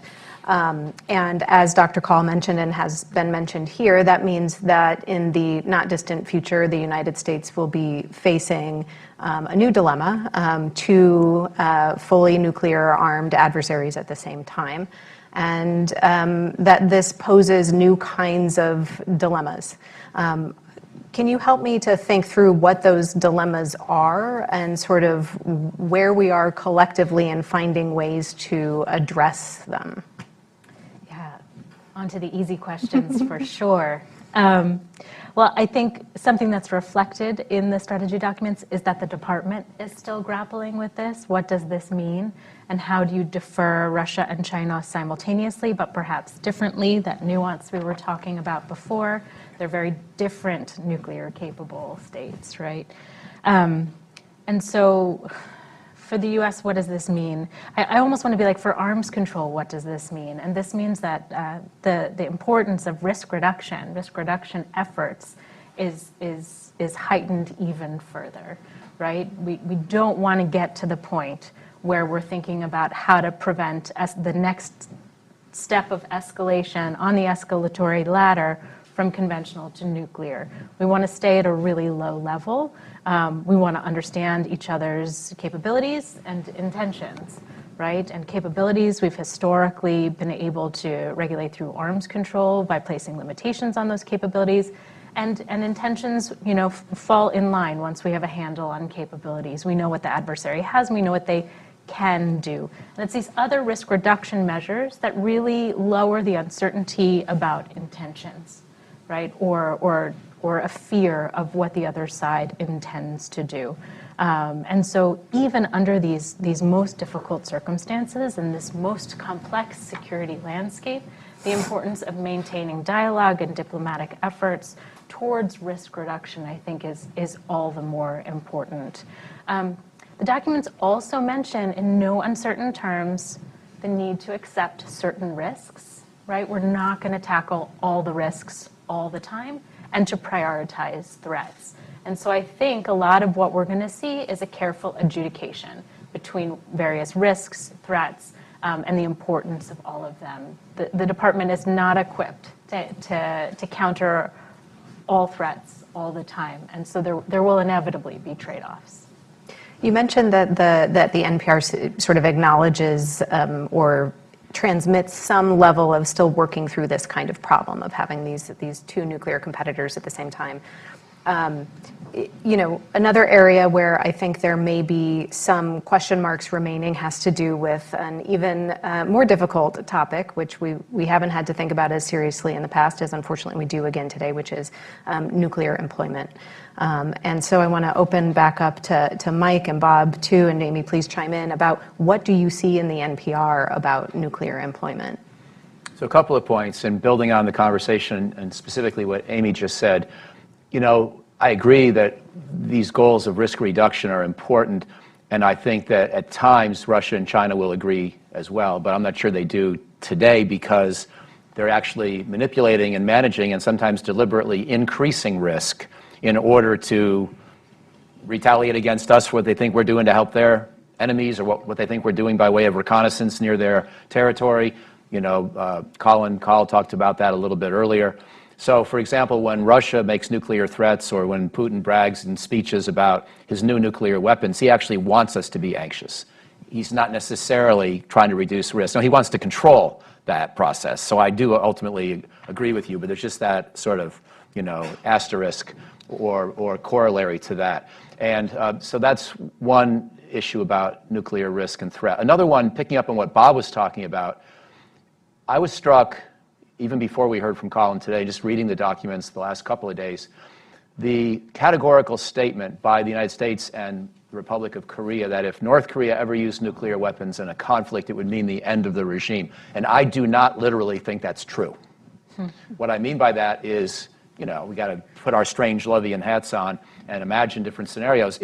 And we've been doing some of this, and trying to figure out what Putin might do with nuclear weapons, so we're sort of in the habit. If Kim Jong-un decided in the context or in the course of a Korean war to use a nuclear weapon, a single nuclear weapon, let's say in a demonstration airburst, or let's say he doesn't want to do just a pure demonstration because he wants us to be a little more scared than that, so he destroys one ship at sea carrying fuel, and there are 10 sailors on board who die from whatever country, name your scenario. I don't think that we then commit to end the regime necessarily because he still holds Seoul hostage with the rest of his nuclear force, and with not to mention everything else he possesses. Now, I do think we would have to retaliate in some way, very robustly, and I think at some point, nuclear response and regime change become possibilities, if not likelihoods. But the statement that categorically, no matter what kind of nuclear weapons use North Korea would consider, that will translate into the end of the regime, that's an exaggeration. It may be a useful one for the purposes of this document, but I also don't really like the U.S. government to say things that it is not prepared to back up, and I don't want to make us be pre-committed to that policy if and when, heaven forbid, a war occurs in Korea, Kim Jong-un pops off a demonstration shot, and then somebody pulls out the Nuclear Posture Review and says, well, if we don't now end his regime, our word will no longer be taken seriously. It's like Obama's problem in Syria with chemical weapons times 100. So those are just two specific points that occurred to me, but I know Amy wanted to get back in. Yeah, I just wanted to come back to this idea of risk reduction. I suppose I meant outside the context of the current conflict. And clearly, I would violently agree that Putin is using nuclear weapons to manipulate risk perception. The NPR also mentions that the Department of Defense something like the Department of Defense has to figure out how to counter Putin's new use of nuclear weapons strategically in the current context. So Putin is waging a conventional war, and periodically he drops a few lines about nuclear weapons. And it's presented as kind of a novel role of nuclear weapons in strategic thinking, all the while the United States maintains the right to use nuclear weapons no longer as a hedge against future uncertainty, but as a backstop. And I don't know that they're actually that different. Great point. That's all. Bob, please. Yeah, I'll comment on U.S. policies on the use of nuclear weapons. And I mentioned continuity before. This is an area where there's been absolute continuity.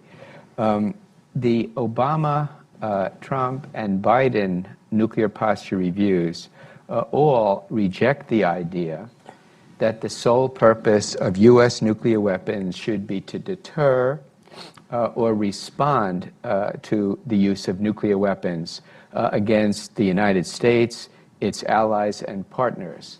All three administrations have decided that the United States needs to keep open the option to consider the first use of nuclear weapons in response to a limited category of non-nuclear attacks. The language they use, all three administrations, is exactly the same. What are these limited circumstances? In extreme circumstances, to defend the vital interests of the U.S. and its allies and partners. They used exactly the same language. So,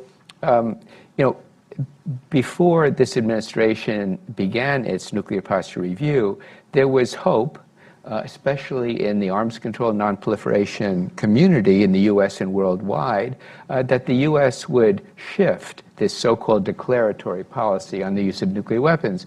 Why was there hope? Because in January 2017, in his last couple of weeks as vice president, Joe Biden said that, in his view, the sole purpose of U.S. nuclear weapons should be to deter or respond to nuclear use, not non-nuclear use against the United States, its allies, and partners. So this provided some hope, maybe even expectation, but those hopes were quickly dashed. And the reason is that the perceived growing conventional risks to the U.S. forces and our allies posed by mostly China and Russia.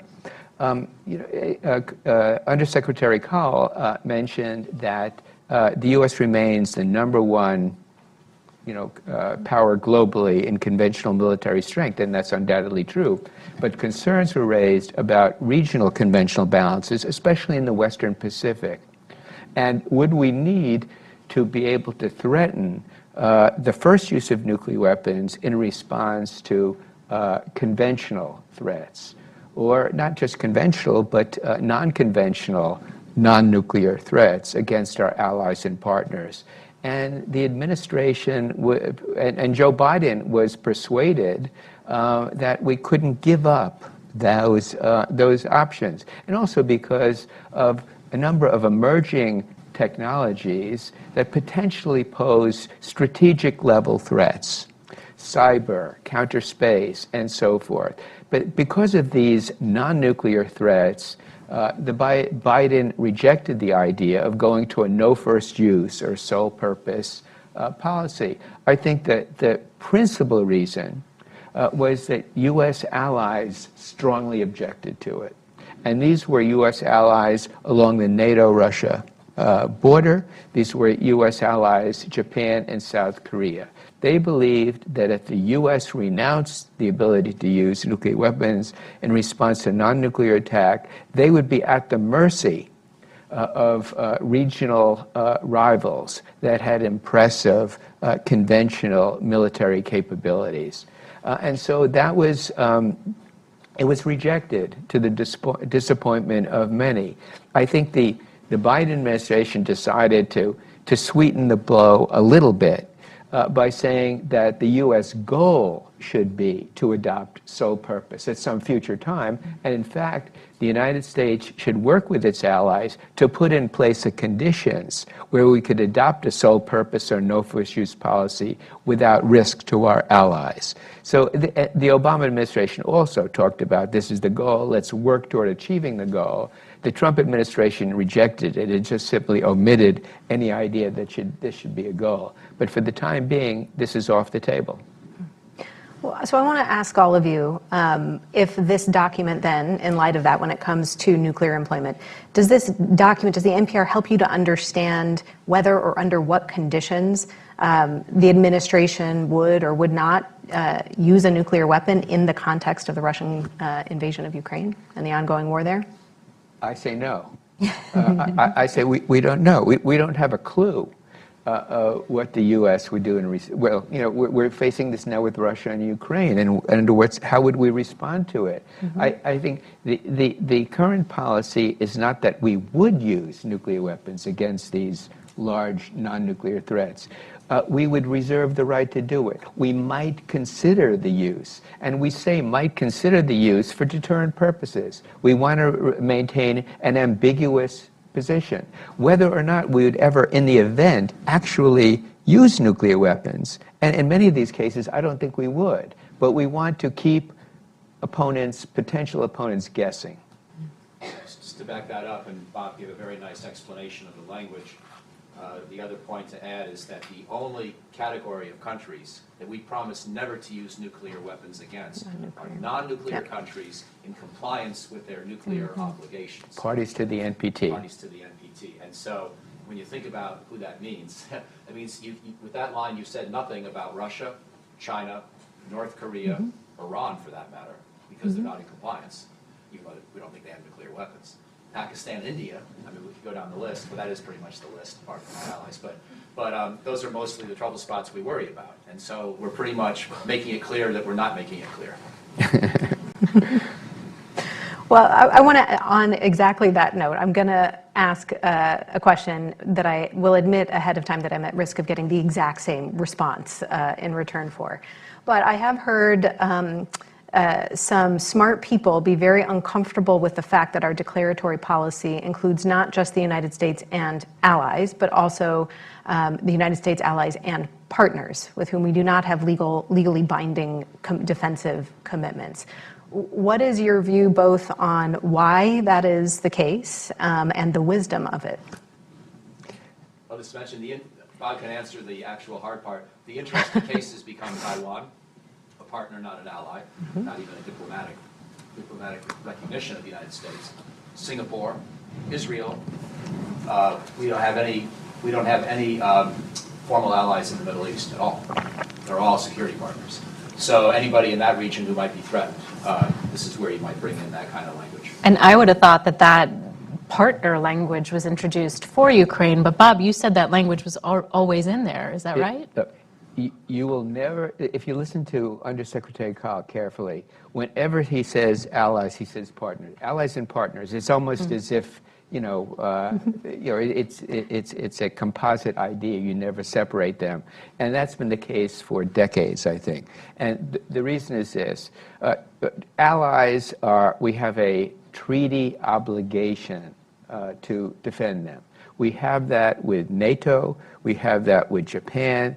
We have that with South Korea. We are obliged. We also have security relationships with countries that don't receive these legally binding commitments. But Mike mentioned a number of them. There's Israel, Saudi Arabia, Taiwan, Ukraine at this point would be considered. Look, how important are these security assurances to them?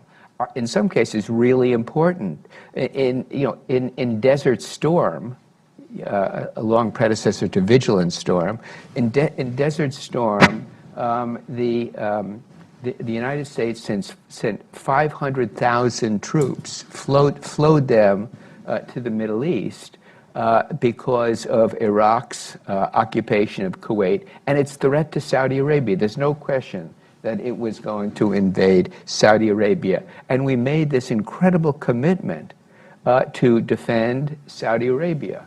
And we had no treaty obligation to do that. Similarly with Israel. Israel, often people, not U.S. government people who are trained to do otherwise, but other people talk about Israel as an ally. Well, they're not an ally in the formal treaty sense, but no one believes we wouldn't come to support of Israel if it was in a mortal threat situation. And now you have the cases of Taiwan and Ukraine. But I think it's very important. I mean, whenever we just say ally, if ever a U.S. government person makes a mistake of just saying allies, one of our partners will come and say, "Hey, what about us? Aren't you gonna, help us, ensure our own security?" So that's why, the official term is allies and partners. And we have, we don't have a legal, they don't have a legal claim on us, but they have a political and moral claim on us in a number of cases. And I think they can take it to the bank. It's just as reliable as if we had a treaty obligation to come to their defense. Do you have anything you want to add, Amy? Yeah, I mean, I'll just say I think that it's really interesting, Bob, what you say about any time Colin said allies. He said allies and partners. And infused throughout all these strategy documents, I haven't counted, but the words allies, multilateralism, partners, consultations. I mean, it's heavily laden. It's always there. But that said, the United States is leaning into these kind of mini-laterals and increasingly relies on alliances and partnerships, things like AUKUS and the Quad, to achieve its security ends. And I think the language is reflecting it. Maybe it's like alliance creep, like it's an expansive view of what it means to be friendly with the United States. Right. Mm-hmm. Well, I will just flag that some of the creep and the expansion and the sort of sensibilities that go with that in terms of obligations, moral or otherwise, can start to make me a little bit uncomfortable and nervous, if we start having those kinds of relationships more broadly. You're a realist, But, Biden made that distinction clearly on Ukraine. Yeah. It was very clear from the beginning that Biden was saying, we have no obligation to protect Ukraine. Ukraine's sovereignty is important to us, and that's why we are going to provide massive material support to help it defend itself. But we have no obligation. And a few weeks later at the Madrid NATO summit, the leaders got together and said, we are going to defend every inch of NATO territory. And Biden really sees that distinction. Well, thank you all for tolerating so many of my questions. I do want to open it up now to the audience and see what kinds of questions are on their mind. So it looks like there's a gentleman over here in the back.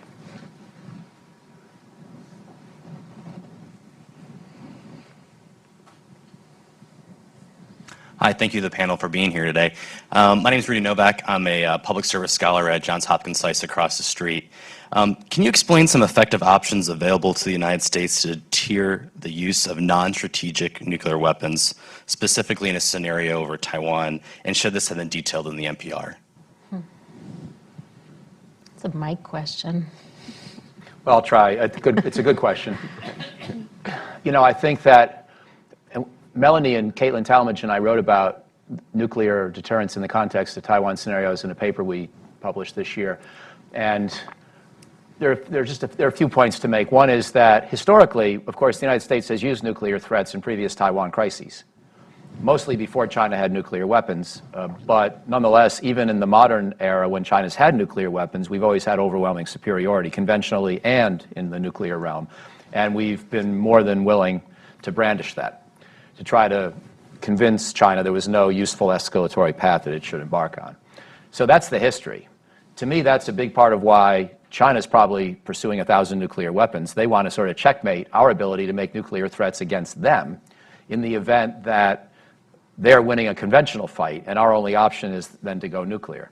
At least I'm trying to give China some degree of fair, interpretation. There may be other motives too. They may want to raise the nuclear specter against us and make us think that because they care more about Taiwan than they do, at least as they see it, that therefore their nuclear threat becomes more credible than ours. So I'm not suggesting that they're always the good guys or the defensive players in these crises, but it's possible that they want 1,000 warheads to have it achieve rough parity with what we can bring to bear, so that therefore we can't make the nuclear threats first in a credible way like we have in the past.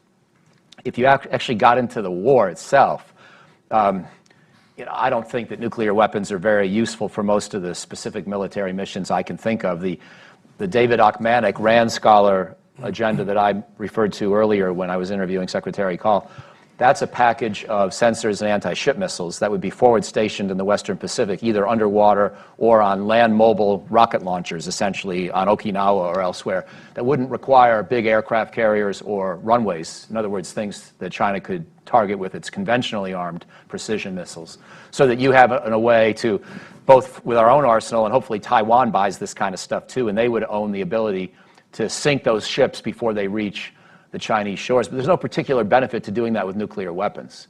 Anti-ship missiles are pretty darn good with conventional warheads as long as it's modern vintage and you get them there in time. So I know I'm bringing a couple of dimensions into this, but my bottom line would be, again, the reason why China wants more nuclear weapons could be, in part, to make sure we don't have escalation dominance in that realm in a future Taiwan contingency. And for us, even though I do favor at least maintaining nuclear parity or better against China, I don't think that's going to be the decisive weaponry in most of the, at least amphibious assault scenarios that I can think of. With a blockade scenario, again, you're talking about individual ships at sea, and if you have a nuclear weapon to shoot at them, it makes it a little bit easier. You don't have to get quite as close to detonate the thing. But the main question is, can you find the ship in the first place? And if you can, you probably don't need a nuclear weapon to destroy it, given the current balance between anti-ship missiles and missile defense. So it's a long way of saying that it's a great question. There are nuclear dimensions to it, but I don't think they're likely to be the decisive ones in the scenarios that I can think of. Let's do the question over here on the right.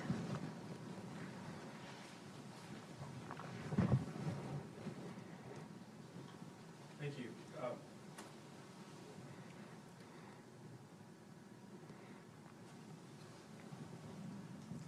Thank you. Dr. Call mentioned how Putin miscalculated the global response to his invasion of Ukraine, and how the U.S. and its allies did a lot to try to get ahead and deter that from happening. But Putin decided to invade anyways. And I was curious your thoughts on the lessons that we can learn from that effort to enhance our deterrence efforts in the future. Thank you. Any immediate takers? I've got thoughts as well, but I don't want to dominate. I can begin with a mea culpa. I didn't think he would invade. Yeah, I was going to say most people just didn't think he was going to do it. I thought he was smart enough to know what he was getting into. But it's seductive when you're a leader of a powerful country that's been modernizing its military for 10 years to think that maybe shock and awe can win this time. You know, we fell prey to that thinking in the Iraq invasion a little bit. And so, you know, and for that, and plus they were careless, they were sloppy in so many ways in terms of not understanding the logistical pathways, the limited number of roads that were available, what Ukrainians could do to them with modern anti-tank weapons. It was just really poor military planning, as well as just this sort of human tendency to always think that new weapons and fancy war plans may allow you to win fast next time in a way that historically people don't. So that's why, you know, that's part of why perhaps they made the mistake of invading. But on the other hand, Putin seems willing to suffer a lot. You know, as Jung Pak used to say, he has a high tolerance for other people's pain, and including those of his own soldiers and their mothers. And maybe he would have been willing to launch this terrible war as a war of attrition, even if he knew what he was getting into, which should sober us about, you know, the difficulties of deterrence in general. It's another reminder, I think, that deterrence is not a question of calculating what might deter you. It's what is going to deter your adversary. And, you know, that's so subjective, and you can't get into the mind of your adversary. It's a question of being kind of less confident about what you know about deterrence than many people assume. Yeah. Yeah, I was just going to say this was less of a case of the West failed to deter Putin from invading, and more just a question of, like, when someone has designs on territorial expansion, the deterrence toolkit we have isn't really geared towards that problem. And there was a really big debate about, did deterrence fail here, or has deterrence held because no one's dropped a nuke? And at the end of the day, deterrence is A, concept and nothing more, and B, subject to psychology of individuals and the exchange that goes on between those psychologies. And so, you know, as Dr. Call alluded to, like, we think that when something doesn't happen, deterrence held, but it's a really difficult problem. By the way, Jung Pak was saying that about Kim Jong-un. I should clarify, so I don't misquote her, but the same principle may apply. Well, I'll just sort of pull all of those things into one place, and where it lands in my head is the thing we should learn is that deterrence fails sometimes. It is probabilistic. And so we should judge a strategy of deterrence on the merits of the analysis that preceded it. As Bob was saying, how much did we think we know about the person or polity that we're trying to influence? And did we align all of the tools at our disposal in ways that were appropriate and maybe increase the likelihood that deterrence will work? But again, it's probabilistic, it can fail. So the other lesson is we always have to know what we'll do when it fails. If it doesn't work, what do we have with us that we know we're going to move out on next? Let's see, let's go on to another question. The young lady here in the middle, please.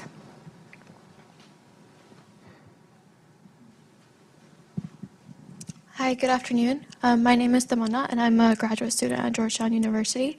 And sort of jumping off of your points that you just said on deterrence and deterring your adversary, my question is, in the Missile Defense Review, there's this discussion of, in integrated deterrence, missile defense and nuclear capabilities are supposed to be complementary.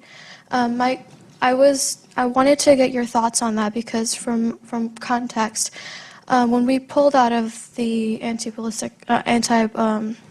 the ABM treaty, and told Russia that we're actually building these defenses for countering terrorism purposes.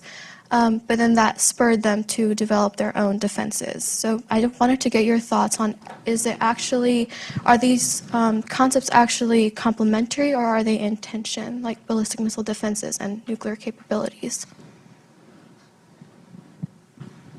I mean, I will say I agree that pulling out of the ABM treaty tipped off a, kind of decades-long set of consequences that work at cross purposes with a lot of the original intention of stability implemented by arms control. And that we have, now we're offsetting defenses, and now we have to have, defenses that are better than the offsetting capabilities that are designed to penetrate them. And I think, there's an arms race component of this that's deeply unsettling. Any other thoughts? The other point to make is that we make it clear in the Missile Defense Review and the Nuclear Posture Review that we're not trying to stop China's arsenal from having a secure second strike capability against us. Mm-hmm. Chinese don't necessarily believe that, but that was stated quite emphatically and clearly. I thought that was actually noteworthy. Mm-hmm. But we do try to use missile defense against the North Korean threat and the hypothetical potential Iranian threat. And those are the systems that we've been trying to build. So they're not necessarily complementary when you're dealing with a high-end power, because the whole logic is if you try to use missile defense as a partial solution to Russia's arsenal, you just create arms race dynamics. And that, of course, is what produced the ABM treaty in the first place, the fear of that.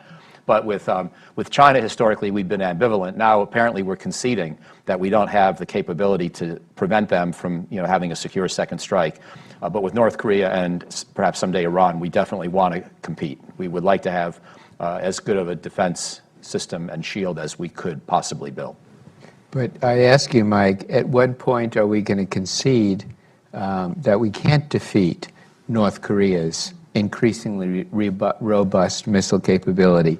For years, we could, with our planned missile defense systems, we were pretty confident that North Korea would not be able to penetrate our defenses with missiles. Now, with all their testing, with the probable production that's going on, we don't even know about the production of missiles. We don't have a handle on that. But at some point, is it going to be difficult to stop a North Korean missile threat? Will they be easily able to overwhelm our missile defenses? I think we're going to reach that point pretty soon.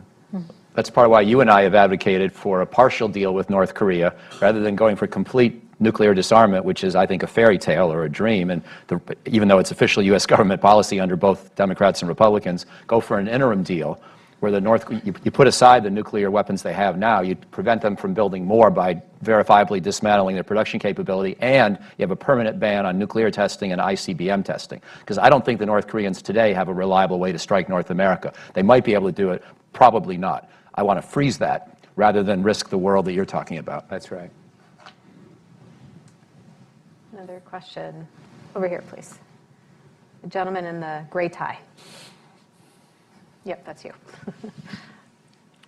Thank you to each of you for such insightful comments today. My question is undoubtedly, as we're talking about needing to have China as a pacing threat and pacing challenge, right, and deterring, what is the likelihood of the United States and China or another third party walking into, say, a cycle of action-reaction cycle, and what credible reassurances can we give to either prevent that or lessen that from happening? Thank you. That's a question about just how scary is the world right now to you all?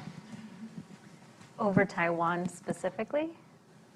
I would say, I would say, yeah, I would say, I think Taiwan's a good, yeah, over Taiwan or over Korean Peninsula. And cycle action reaction in the conventional space, or? Either one, either conventional or unconventional. Mike, you got anything? Melanie may want to. Well, so I think first of all, she was trying to get you to answer your own question. But if if your question is that can I envision any number of ways that could happen, and we could unintentionally end up in a conflict, an overt hot kind of shooting war with China? Absolutely, I think that's possible. Do I think it's probable right now? No, I don't.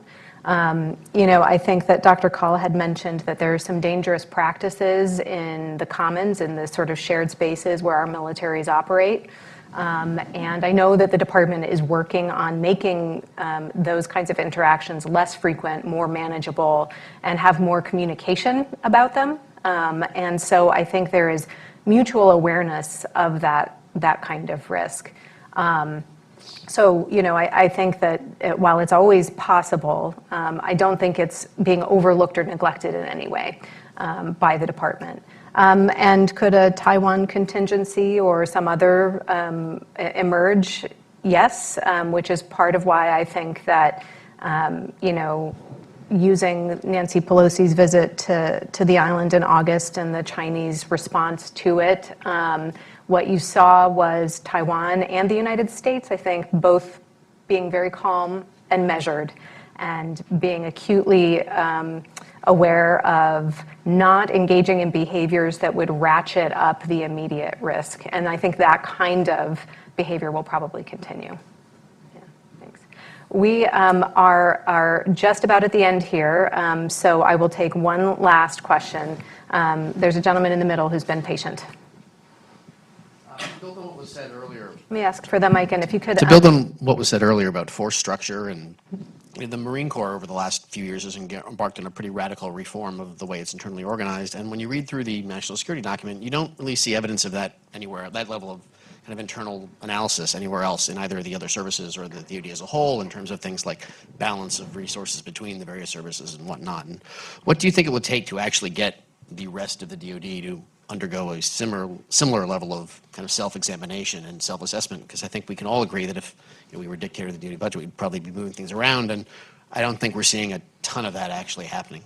Some, but not as much as you would think, given we're supposed to be reorienting our whole security policy around this new pacing threat. Thanks. You want to take that? It's a very good question. I alluded to it earlier you said what could be done. Well, I tried to do my part by telling the Navy we need a better plan than the 355 ship Navy based on practices of 10 years ago. But the other point I would make is I agree with your overall assessment. However, the Space Force and other parts of DoD that are operating in space, they have been making huge changes. The way we use satellites today is much different from when I first got into this field. And that allows me in my final 30 seconds to say yet another note of tribute to Ash Carter, who we lost way too soon last week. And I learned from him over the years a lot. I remember articles and things he wrote about the kind of satellite constellations we had in the 1980s and 90s. Really just big things, a few of them, easy to find, easy to hit. And we've gone to a much more dispersed concept for many, if not most, satellite operations. And I think we continue to reinforce that tendency, as Colin Kahl had mentioned. So that's the one other area besides the Marine Corps where I do think we are getting pretty assertive and ambitious. Well, thank you very much to the audience for coming for another round of really excellent questions. And to the panel here, thank you very much. It's with great appreciation. It's great fun to work with you for bringing this sort of really impressive collection of expertise and ability to articulate complexity and simplicity at the same time. So thanks for joining us. And I hope everybody enjoys the remainder of your day. Thank you.